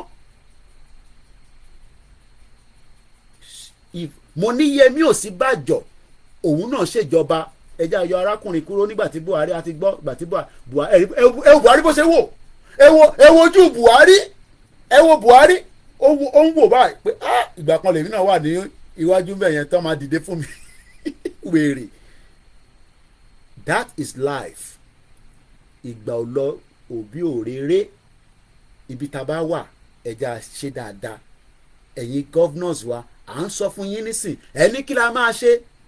Akérédolú dà lẹ́nìí àfihàn ó ti lọ. Ajímọ̀bí dà lẹ́nìí Búrújì Kàṣámù bẹ́ẹ̀ ṣe máa lọ lẹ́yọ kọ̀ọ̀kan nìyẹn. Ẹ̀yin ìkà bẹ́ẹ̀ ni ẹ̀bà lẹ́ ń jẹ pẹ̀lẹ́jà ìbọ̀lẹ̀ tí lẹ́jà tútù jẹ gbogbo ẹja tó omi ọ̀rọ̀ mi kọ́ là ń sọ nísìn ìbọ̀lẹ̀ tí ẹja tútù frozen fish ní gbogbo oúnjẹ tó ń gbé wá láti Dublin tó ti freeze pa. Grandma mo sọ pé pampers o ẹ má kó bá mi o grandma torí ẹ̀yin lẹ́tí lọ dárúkọ pampers nísìn mo kàn ní kíní kan wà tán ní Tinubu máa ń fi torí tíyàn bá lọ jókòó kí gbogbo ẹ̀ kó má lọ fọ́kalẹ̀ ẹ̀yin lẹ́ wá sọ pé pampers èmi kọ́ o èmi kọ́ mo sọ pé pampers o ẹ wo Buhari bó ṣe ẹ wojú Buhari kí ni ojú Buhari àti Shettima tí mo sọ lẹ́ǹkan yẹn mò ń wo lórí screen mi wíwà ní big one ẹ wojú Buhari bó ṣe ń wò bí a kò mọ̀ pé kámẹ́rà ti súnmọ́ òun tí kámẹ́rà bá tẹ̀ súnmọ́ yẹn wá tẹ̀ smile àwọn òyìnbó ló níyẹn lọ́wọ́ òyìnbó Bayelsa lẹ́yìn wà èèyàn máa rẹ́jà jẹ irọ́ ẹ̀rẹ́ rẹ́jà jẹ gbogbo kúrúdọ̀ ló ti wọ́nú gbogbo mi yín lọ́hùn gbogbo Niger Delta ẹ̀rọ ẹ̀rẹ́jà jẹ ẹ parọ́ fún mi àbí bí a pọ́ǹdì yìí tẹ ṣe àwọn ẹja kéékèèké tó ń fò káàkiri tó bá tẹ́ ẹja tútù lẹ́ni jẹ mo kí yín lẹ́ẹ̀kan sí. mo ní kí ni ìyàtọ̀ ojú Shettima àti Buhari tẹ̀ ń wò yìí born bastard ó mú 29,000 Yorùbá ó pa wọ́n dànù ó mú àwọn ọmọ Yorùbá ó pa wọ́n dànù àwa ní ká máa lọ kí ni ká máa lọ yẹn máa sọ ó dìjà ẹ̀gbọ́n sókè ẹ̀gbọ́n mi George Akiola. Impediment to Yoruba development is the impediment to Yoruba development. Without Nigeria, we will be where we are. 1960, we were far ahead of South Korea and North Korea. We were far ahead of China even. We had television before France. We had radio before South Africa. Now look at where we are today. I think it's a shame that even any Yoruba man can be talking about restructuring at this point in time. What are we restructuring? This country that is already shot to pieces? I don't think that's what we want. But they are always talking about giving Nigeria a chance. The patience of Yoruba with Nigeria has come to an end.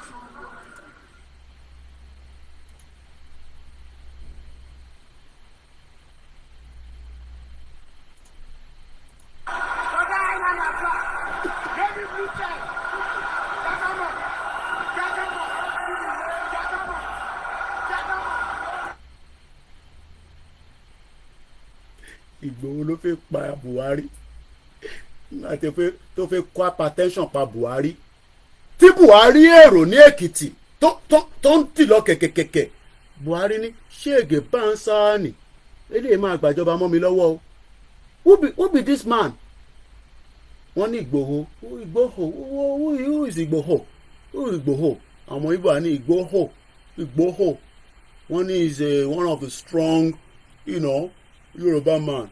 Oh, where did he rent all this? Oh no, he didn't rent all. These are Yoruba people that want to go from. They want to break away from. Break away from Nigeria, okay? Tinubu náà yára present video fún Buhari pé nígbà kan tí inti Tinubu pé Buhari ti rí video yẹn Tinubu náà sọ fún Buhari pé you don see that Igboho video for Eki. I see am. Wetin we go do for Igboho? The thing we go do say make I become president o. If not, these people go. Àròyé òdodo àmókè ẹ wo bí Buhari ṣe wo bó ṣe wo Ìgbòho pé Ìgbòho tó ń dán ní south west lélẹ́yìí mo rò pé tí Nnamdi Kanu tí mo lọ jí gbé wá ni mo lè suppress àṣẹyìn Yorùbá tún sínwín tí ì rí nǹkan kan àṣẹ̀ṣẹ̀ mẹ́yẹ bọ̀ lápò ni. Koiki nígbà tí bẹ́ẹ̀ ni no condition is permanent and no condition is permanent sẹ̀yìn tẹ̀ ń sọ pé Tinubu no condition is permanent but n tó lè permanent láyé àtọ̀run òun ni pé ká gba Yorùbá country tí abádẹ̀ ti ń defend ẹ̀ bí Ìgbò bá ń bọ̀ a máa pa wọ́n, bí Haúsá bá ń bọ̀ a máa pa wọ́n, bí Amẹ́ríkà bá ń bọ̀ a máa pa wọ́n, tó bá fi gbalẹ̀ mọ́ wa lọ́wọ́. But for now tá a bá sì wà nínú Nàìjíríà a ti wà nínú ewu. Let's get the hell out of Nigeria before it is too late. The North will not forgive us. Àfi tá a bá kúrò nínú Nàìjíríà la lè wá protect ara wa, because Tinubu nísìn wọ́n ti rálẹ́pọ̀n ó ṣáà ẹ má ti jẹ́ kó já, torí Tinubu Rẹ̀mí Tinubu náà máa fi ń ṣeré lọ́wọ́ alálẹ́ tálálẹ́ bá dé, ẹ má yẹ kíkiní kó já. Ẹ wo bí Buhari ṣe ní kọ́ lọ pa Ìgbòho sílé látara pé à ń béèrè fẹ́tọ̀ wa. Ṣé jẹ́ ká lọ gbọ́ Délé Aláké, torí pé Délé Aláké sọ fún wa pé there is a road map o, there is a road map o, the road map is going well o, there is a road map o, money road map èwo ń bẹ̀. Because we were told the same thing when this criminal Yemi Osibajo, the best Yoruba guy tani Yemi Osibajo, bí yàn bá ń gbọ́ àwọn orúkọ yẹn gbà yẹn inú yẹn á máa dùn ni. Ẹ jẹ́ ká lọ wo, ẹ jẹ́ ká kọ̀ wá àwọn policy during Buhari, ẹ jẹ́ ká kọ̀ lọ wo àwọn kọ̀ọ̀kan tó jáde nígbà yẹn, torí òun ló ń kọ gbogbo policy, òun ló mọ̀ nípa ẹ̀. Ní 2022 Osibajo details administration game changer, àwọn wèrè bomb bastard. This was press release. Ẹ mọ̀ pé mo kàn Google ẹ̀ nísìnyí àjọ wa ni. Osibajo details Buhari administration game changer achievement, call for better forex management. Bẹ́ẹ̀ni torí kọ́ bá fa kórópọ̀n yẹn já Rẹ̀mí Tinubu ni màá rí kankan fi ṣeré lálẹ́. Ẹ̀yin àwọn bomb bastard. Ẹ jẹ́ ká kà. The vice president restated the need for synergy between physical and monetary policy. Òyìnbó tó fi kó gbogbo alọ́ náà nìyẹn. Wà látàmórí ẹ olórí ẹbí wa nìyẹn. Gbọ́dọ̀ olórí ẹbí ká má kí olórí ẹbí, torí pé olórí ẹbí bá bínú tán pátápátá wàhálà dénú lé yẹn nìyẹn. Èèyàn dáadáa kò ní bàjẹ́ fún ẹ láéláé. Bá ń kí àwọn àlejò tó ń bẹ nínú ilé. Òjò àríra láìpẹ́. Àwọn èèyàn gbọ́ program mọ́ nígbà tó ti gbọ́ kórópọ̀n, tó ti gbọ́ kinní kan, táwọn èèyàn ti ń gbọ́ kórópọ̀n, gbogbo program ti dàrú nìyẹn. Ẹ jẹ́ ká padà sí ibi pé àní wọ́n ń sọ fún wa nísìnyí pé Tinubu náà ti ń gbé wa lọ sí road map. Mo ní kọ́ tó wà important ni mo pé family come first la máa ń sọ ní sùúrù. A máa play kankan fún yín tó máa keep yín busy. Màá mú nìkan tí máa play fún yín. Ẹ jẹ́ ká máa play lé ìlọ́mọ̀ bọ̀. How you doing? One minute. What? Yeah. I'm good, man. I'm good. How are you? Welcome to this very brief briefing.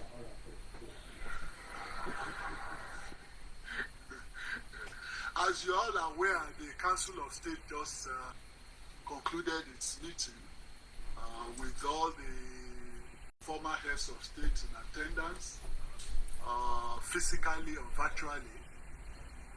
The last count, I think, most of them were cool. That's fine. the physically attending was the former head of state, General Buhari, and good luck Jonathan were there physically, and the rest were there virtually via Zoom. So in essence, in principle, all of them were in attendance, and that's a very eloquent testimony to the kind of support that they are giving to our current president, President Bola Ahmed Tinubu. A lot of issues were exhaustively discussed at the meeting, and of course you know that apart from the former heads of state, the constitutional composition of the Council of State includes all governors, security advisors, attorney general, and the rest. So the governors were all in attendance as well, and some of us ministers were invited to make presentations on our roadmap on what we've been able to achieve, the prospects. These are the lies that you've told many Nigerians about this bloody roadmap this, roadmap that, roadmap of fowo. Ta ló ní roadmap irọ́? Ẹ bá mi bí the former vice president Yemi Osibajo Only as the Buhari administration takes the stock of its achievement over the years, the Vice President Yemi Osinbajo, SAN, has listed intervention, infrastructure, power, digital economy. Èyàn tẹ̀ máa pààyàn. Wọ́n tẹ̀ sọ gbogbo wa di òmùgọ̀. Ó ní digital economy. Ṣé digital economy lẹ́ ń lò tẹ́ ṣì ń lo POS ní 21st century? Ease of doing business. Olórí burúkú ọmọ Fúlàní ní kémi wá ṣe business, kémi kó business wá láti London ọmọ àlè. Bó ṣe máa wọlé tó máa jáde náà ni ọ̀pọ̀ bẹ́ẹ̀ o. Ease of doing bẹ́ẹ̀ ni Osinbajo alias spare tire. Ó ní ease of doing business. Èèyàn mélòó ló ń ṣe business lọ́wọ́lọ́wọ́ nísìnyí tó ease ní Nàìjíríà?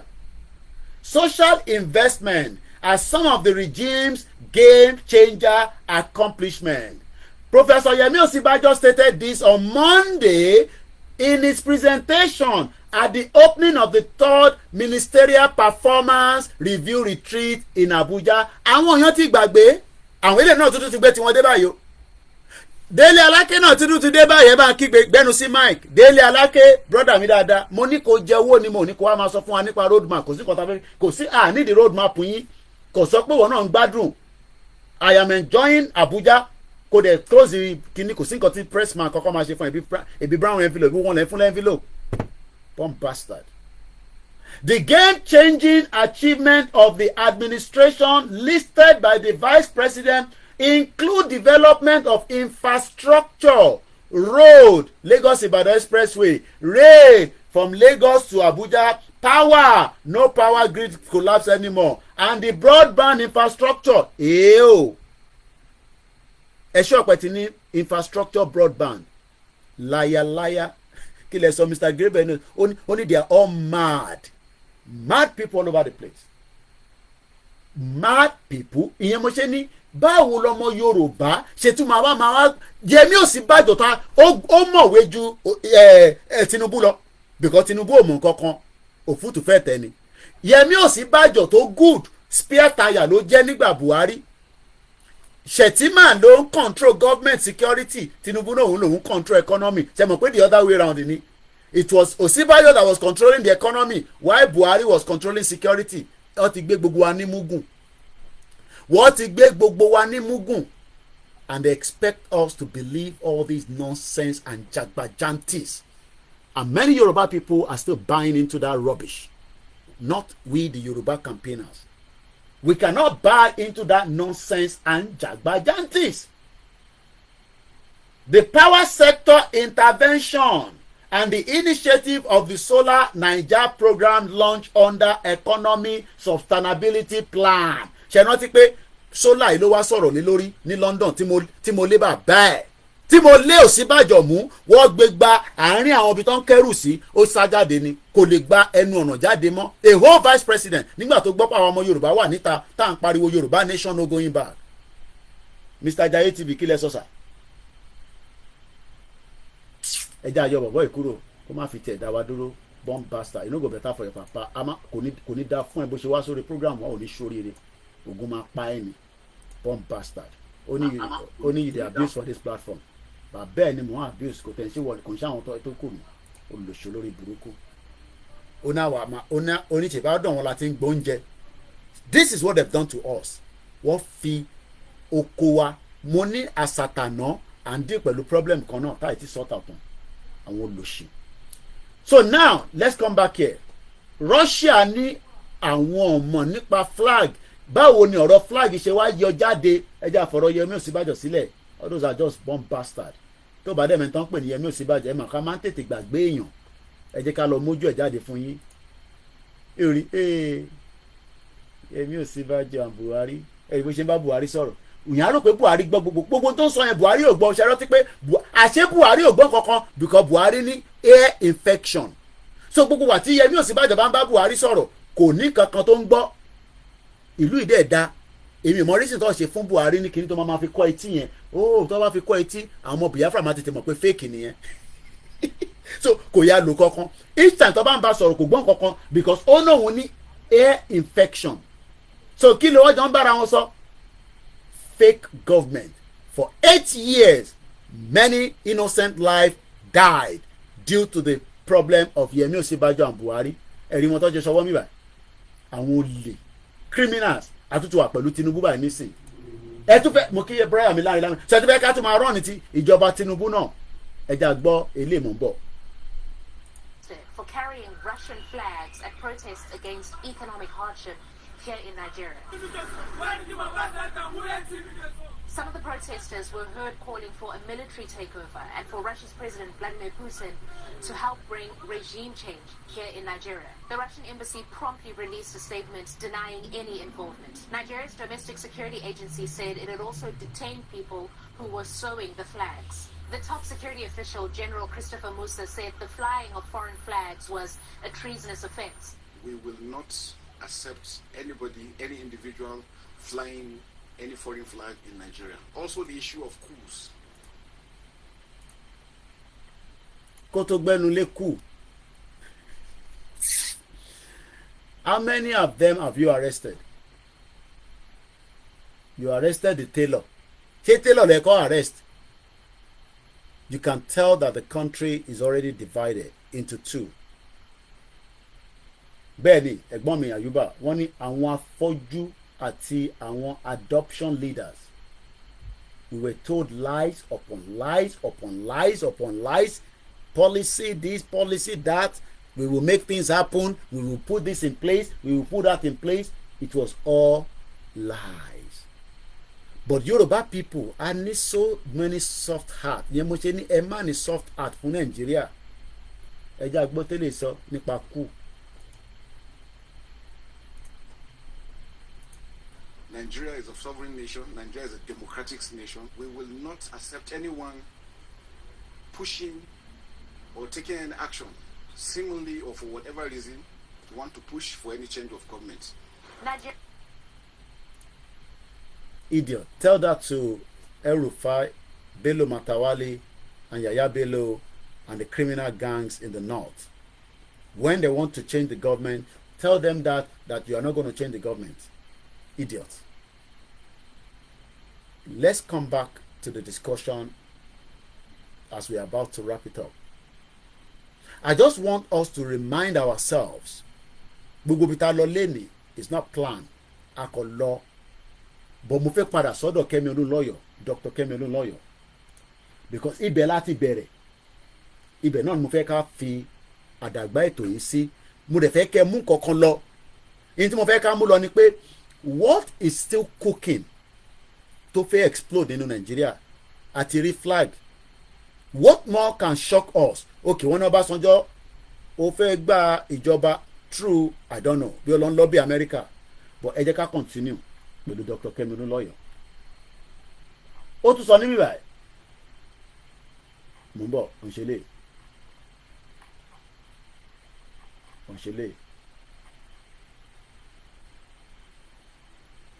Tinubu has resigned for rising housing costs, financial misconduct. His cabinet is even helping his party to find a suitable candidate.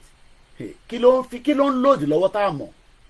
Ẹ já gbọ́ Dr. Kẹ́mi Olúnlọ́yọ̀ níbí báyìí.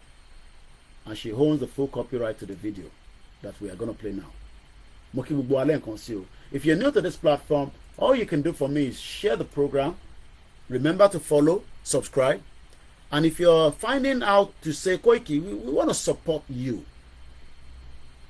We want to make sure that your platform, we also support the platform.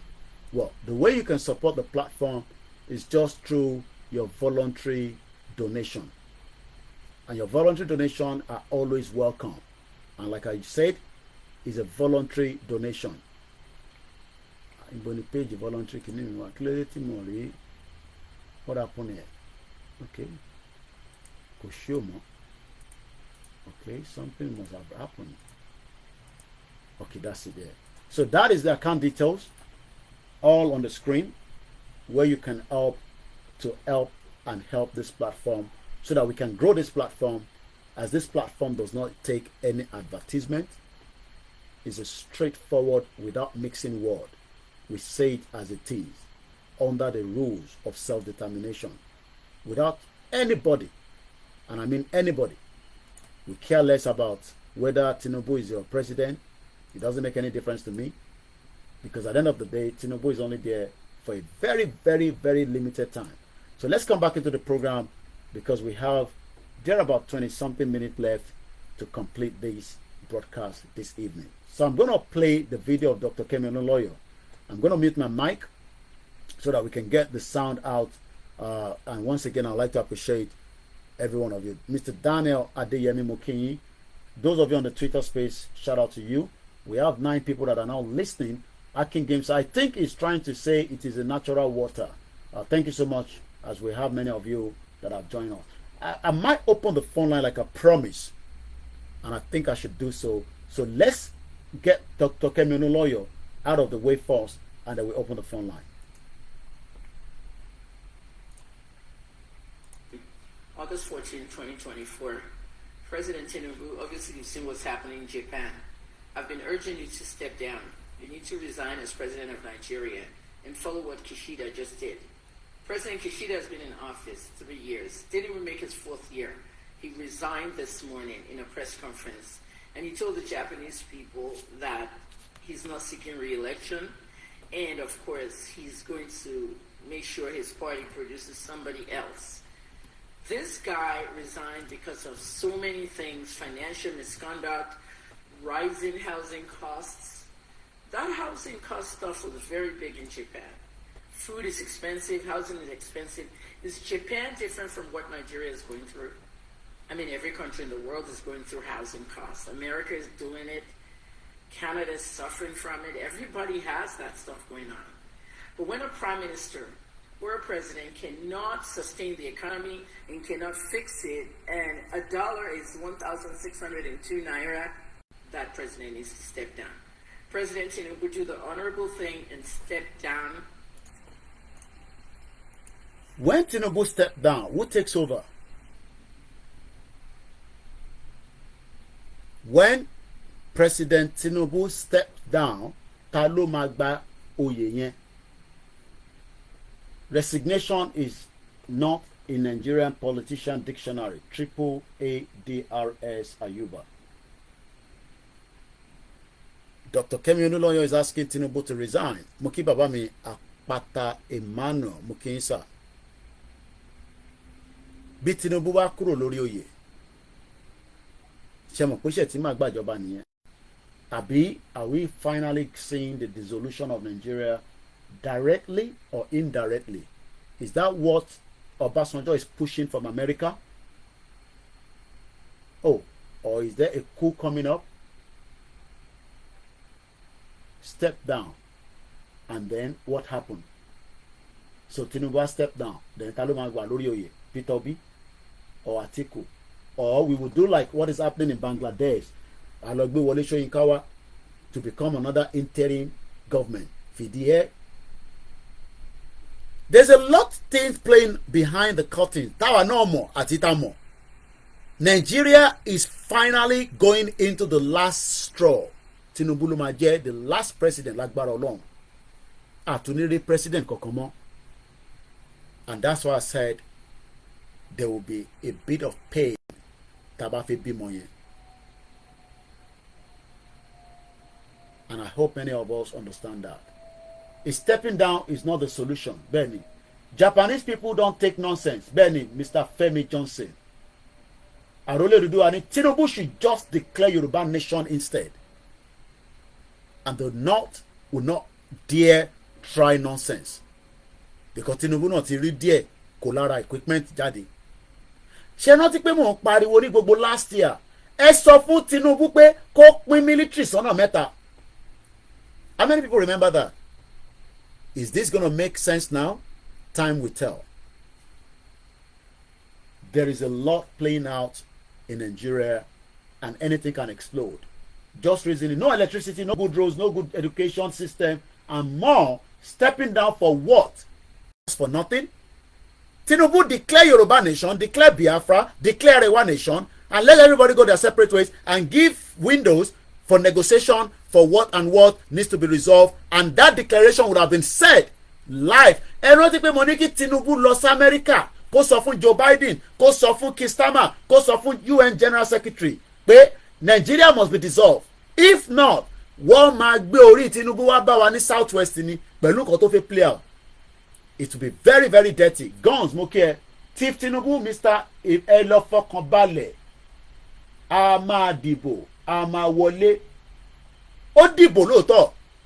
Wọ́n dìbò, wọ́n wọlé. Àmọ́ things are going the other way around. Mo kí bàbá mi Báyọ̀ Akíngbàlà. Mo kí bàbá àtà. Wọ́n ní Koiki òun kémi náà tí bá ń wà lórí program ẹ̀ mo mọ̀ bí tẹ́ wà náà ni mo ṣe rí yín.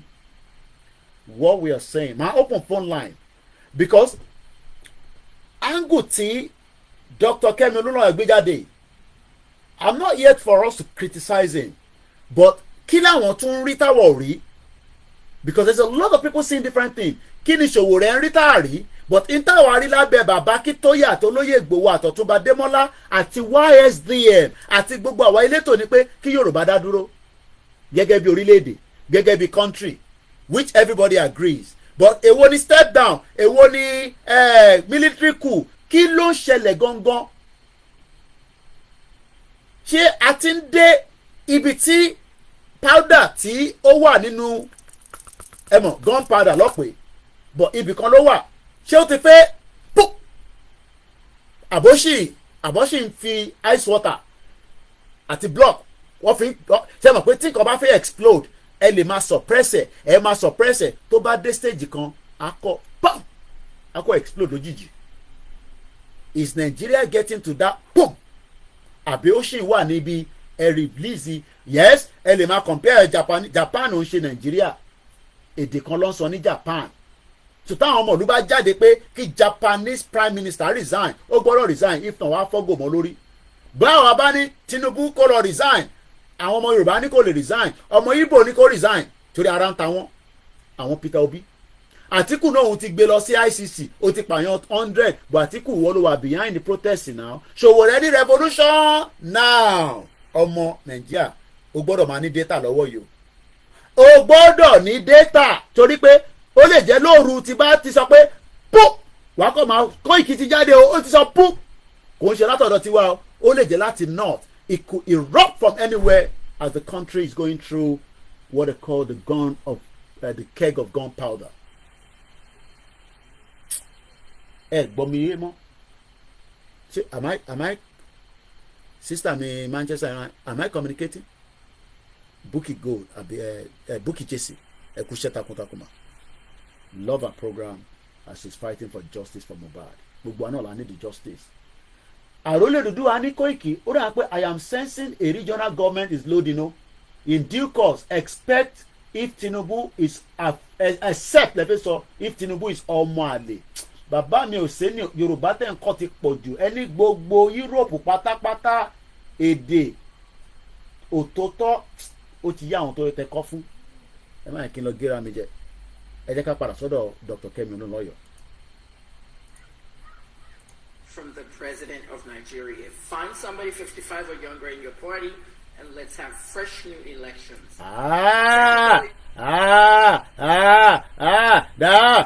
Fresh new election. 50 years old, only. 40 years old, only. 30 years old, only. 20 years old, only. Everybody ní only. Tó bá wà nínú one Nigeria. Bí bẹ́ẹ̀ bá rí mi nínú one Nigeria, olè ní mí. Ní presence day yìí báyìí. Tẹ́ bá gbọ́ pé tẹ́ bá sleep. Koiki ti wọ one Nigeria. Olè ní mí, mo ti dólè nìyẹn. Ajíbolè, olè. Kẹ́lá mọ́lẹ̀, ẹ má bò mọ́lẹ̀ fún mi o. Ẹni olè, Koiki olè. Olè. Àṣẹ kan tàn wá ní pẹ̀lú Yorùbá nation. Olè nìyẹn. Bẹ́ẹ̀ ṣe máa sọ nìyẹn o. Bẹ́ẹ̀ni bọ́dì bá náà ń ṣe politics in Nigeria. Olè, ajíbolè, olè, ajíbolè, olè, ajíbolè, olè, olè, olè, olè, olè. Ẹ kúrò nínú Nàìjíríà ká wá ṣe Yorùbá nation pẹ̀lú constitution pẹ̀lú military tí kò ní máa nà yín lẹ́gba. Olè, ajíbolè. Káwa kọ́tún kí Tinubu resign ká wá reconduct another election pẹ̀lú INEC tó wà ń bẹ̀. pẹ̀lú constitution tó wà níbẹ̀ èyí tí mo gbọ́ lọ́dọ̀ tẹ́tọ́kẹ́mi elétẹ̀sọ ó ti tó mo gbọ́ mọ́ ẹ jẹ́ ojú kúrò ẹ tì mí ẹ ṣe gan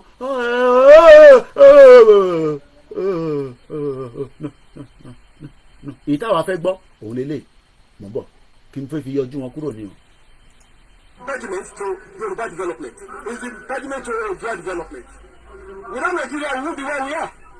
1962, we were far ahead of South Korea and North Korea. We were far ahead of China even. We had television before France. We had radio before South Africa. Now where we are today. I think it's a shame that even any young man can be talking about restructuring at this point in time. What are we restructuring? This country that is already shot to pieces?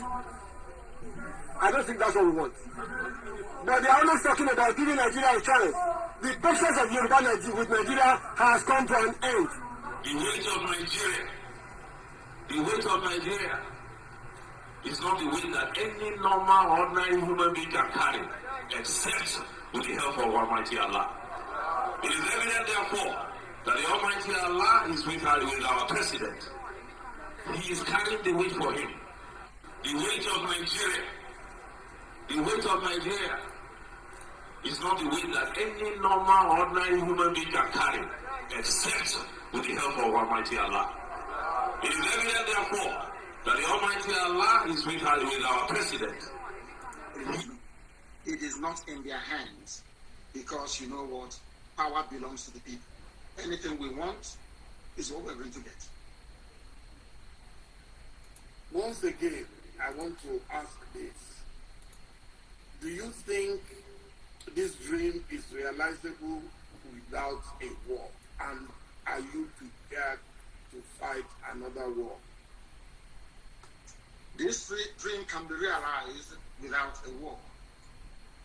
And let me put it this way. As soon as the people, the various ethnic groups in Nigeria realize what Nigeria means to each and every ethnic group, they will subscribe to our position. So it is realizable without a war. Before the white man came, let me ask you this, because it's an interview, which means you can ask me because I can ask you. Before the white man came, was there any Nigeria? Before the white man came, did Nigeria exist? It's a simple question that I'm asking. Did Nigeria exist before? It didn't, no. It didn't exist. Then why are African people, black people dying over something that they did not create? Did any Yoruba man create Nigeria? The answer is no. No Igbo man created Nigeria. No Hausa man did. No Fulani man did. No Kanuri man did. No Chukwun man did. When you come to Nigeria, it's always a debate about it is our turn. It is our turn. It is our turn to rule. Now, there are over 250 main ethnic groups in Nigeria. If you keep rotating the presidency every 8 years to each and every ethnic group, times 8 by 250. How many years are you going to get? So some people will die many times over. They will raise thinking about how we've been having this conversation about the unity of Nigeria. And I reflect back at some of the prominent statements made by some of our founding leaders. And I feel that probably this will help us to have the conversation on the Nigerian unity. I just brought forth, not to bore you. First, and I quote, not my statement.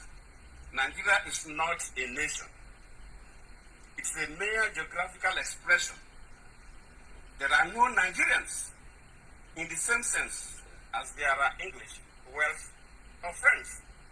The word Nigerian is merely a distinctive appellation to distinguish those who live within the boundaries of Nigeria from those who do not. This is accredited to Chief Obafemi Awolowo, the former Prime Minister of the Western region. The second one, and I quote, it is true that we politicians always delight in talking loosely about the unity of Nigeria. 60 years ago, there was no country called Nigeria. What is now Nigeria consisted of several large and small communities, all of which were different in their outlooks and beliefs. The advent of the British and that of Western education has not materially altered the situation, and the many and varied communities have not knit themselves into a composite unit. This are credited to Sir Amado Bello, former Premier of Northern Region. He thought, and I quote, "Since 1914, the British government has been trying to make Nigeria into one country, but the Nigerian people themselves are historically different in their backgrounds, in their religious beliefs and customs, and do not show themselves any sign of willingness to unite. The Nigerian unity is only a British intention for the country." Jonathan nìyẹn. Jonathan nìyẹn. The same Jonathan that reading State of the Council meeting, the giant of Africa that does not have no medal from the just completed Olympic. They play. Continue to they play with your life. Many of us know that Nigeria is no longer a visible country. But we are just hoping that something will change and the miracle would happen that would transform Nigeria into that beautiful place, because that is the denial that we all have at the back of our mind. And when you are creative gone, this I've just picked up from, and I'm going to show you how they've designed these. This Jagaban filler. Many of you now can no longer eat 3 square meal since Tinubu to be president, and is meant to be a representative for the Yoruba people. And yet, many Yoruba people are suffering because of the food, insecurity, economy. And the truth must be told. We don't want a resignation of Tinubu. We want a Tinubu that would declare a country from each side of the region. A Yoruba country, a Biafra country, an Arewa country, and a Ijaw country, and others that wants to go as well. But if anybody thinks that Tinubu should go and resign, and they go and bring another criminal 50 years old, 40 years old, 60 years old, to come and run Nigeria under the same judicial system, under the same 1999 constitution, you must all be joking.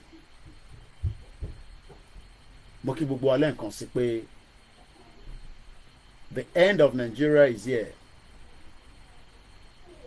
and the end, we will all witness it in wherever part we are. You're right, Mr. Kuba. Nigeria was only created for a trial of 100 years, and we've tried it, and it's no longer visibly working. It ended in 2014 under Jonathan, but because Jonathan wants to enjoy Nigeria, he refused to talk about it. So Tinubu will be the last president, God's willing, but everybody must play their role to make such happen as well. As I leave us in this particular evening, I would like to say thank you so much.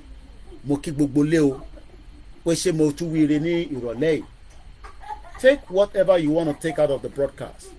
But the most important factor is that the end game of Tinubu with the North has completed. He can no longer control the North. He has been able to manipulate them to become the president. He will not be able to move forward with his own manipulation anymore. Let us all now strategize in all our different communities. Tell our people that Ebiton Payin is because Tinubu is the president. Iyaton Jenyi is because Tinubu is the president. Bogbonton Shewa Leni is because he's the president. He says he will sort things out, but we know that he can't, and he will not be able to do so. And on that note, I will say good evening, good morning, good night from wherever you've watched this broadcast. Remember that my name is OLAYOMI KOIKI, popularly known as Koikimedia on the platform.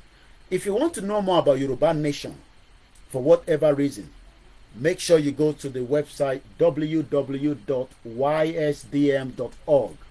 All the details of how you can become even a member, you will find it right inside that beautiful website. www.ysdm. Remember that website also has a donation. All you need to do is click on that donation. Tebati do the website here from your mobile phone, your tablet, your laptop, even some of the smart TV. You can go on the YSDM. Just say Google, Siri, YSDM website, Agbejade. Click on the donation that you can see on the screen, and you will click on the subscription. You would then be able to pay your monthly £10, $10, 10 Canadian for those outside Nigeria. If you are in Nigeria, you cannot do that from the website. You got to ask for the account details, and that will be sent to you. Not private or individual account. It's a company account linked with the Yoruba Nation that will be sent to you. So please remind yourself, those of you that is on 120 and you have to stress, say it's fine. Let us support our people if you can. Also remember that our website has now also been upgraded. We still have the Koikimedia that is operating, which is www.koikimedia.com, fully with all the Yoruba Nation information. But because we could not expand it, we had to get another site called www.koikimediainternationalnews.com, where there is no advertisement in there as well. There is no Google disturbance. All the news projected. And please, I beg you, don't come and tell me on my platform that, oh, what has this got to do with Yoruba Nation? I am a media organization just like BBC, the Sky News, the CNN. The only difference is that we are still trying to make sure that the platform can grow beyond where it is right now. So we need your support, your voluntary contribution, so that we can push the message of the self-determination right under the bottom as well.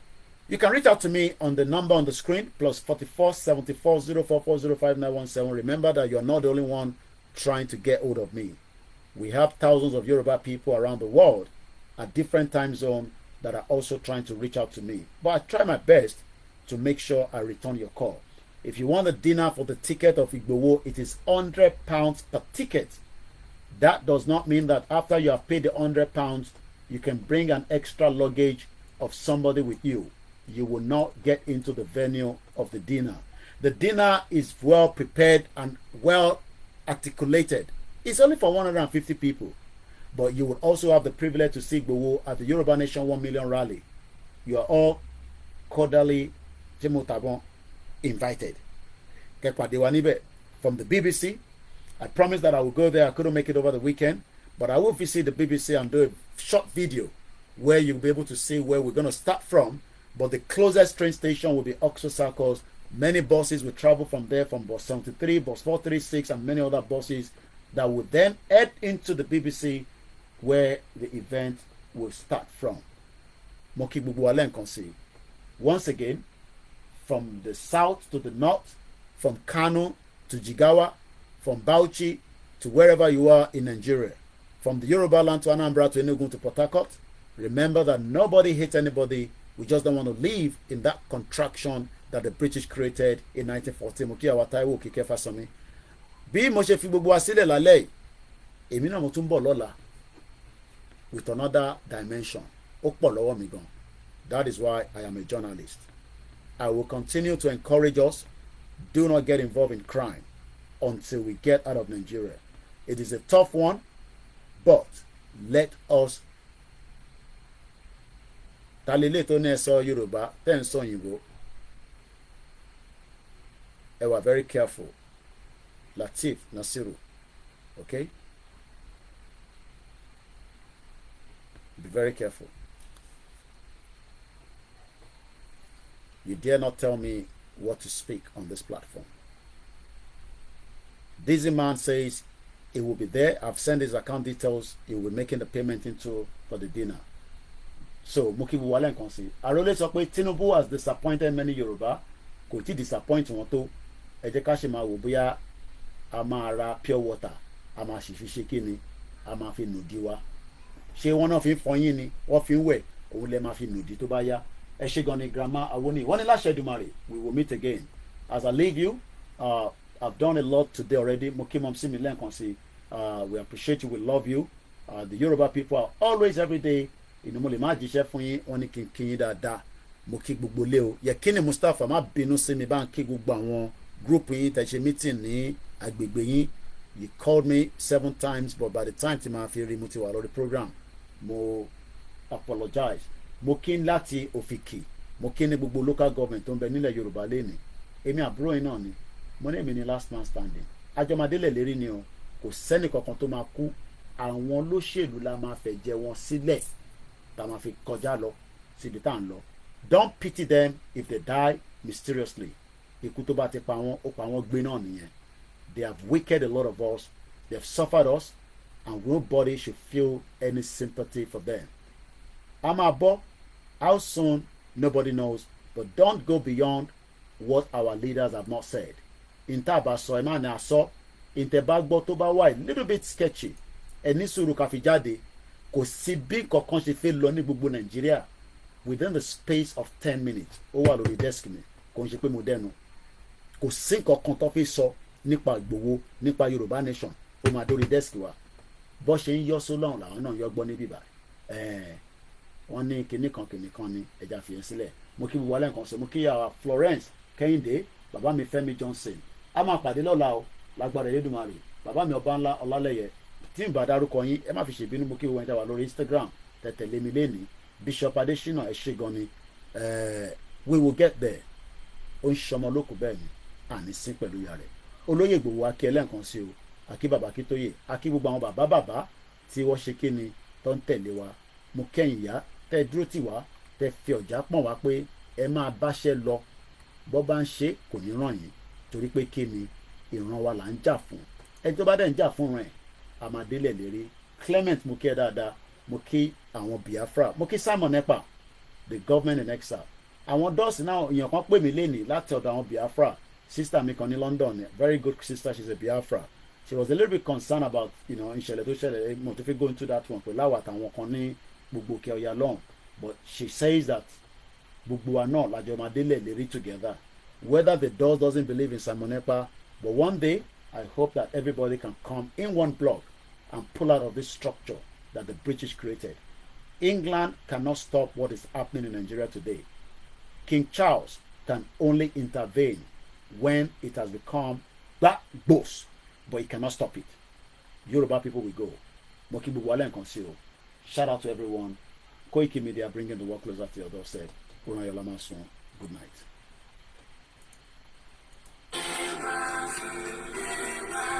Orileede.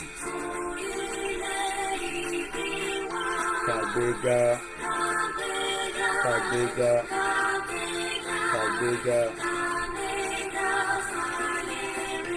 Ìgbàgbọ́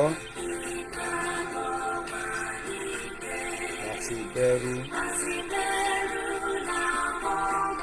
ká ṣiṣẹ́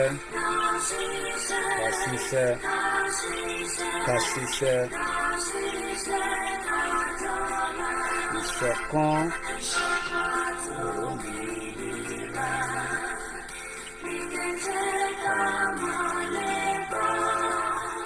tẹ̀síwájú ọmọ ire àtòótò dára ọmọ Oòduà dìde lọ sí ipò ẹ̀tọ́ rẹ̀ ìwọlé ìwọlé òkú adúláwọ̀. Mo kí our Grace Olúṣọ̀tọ̀ mo kí ọgbà àwọn GR1 thank you so much. Good night everyone. Bye for now.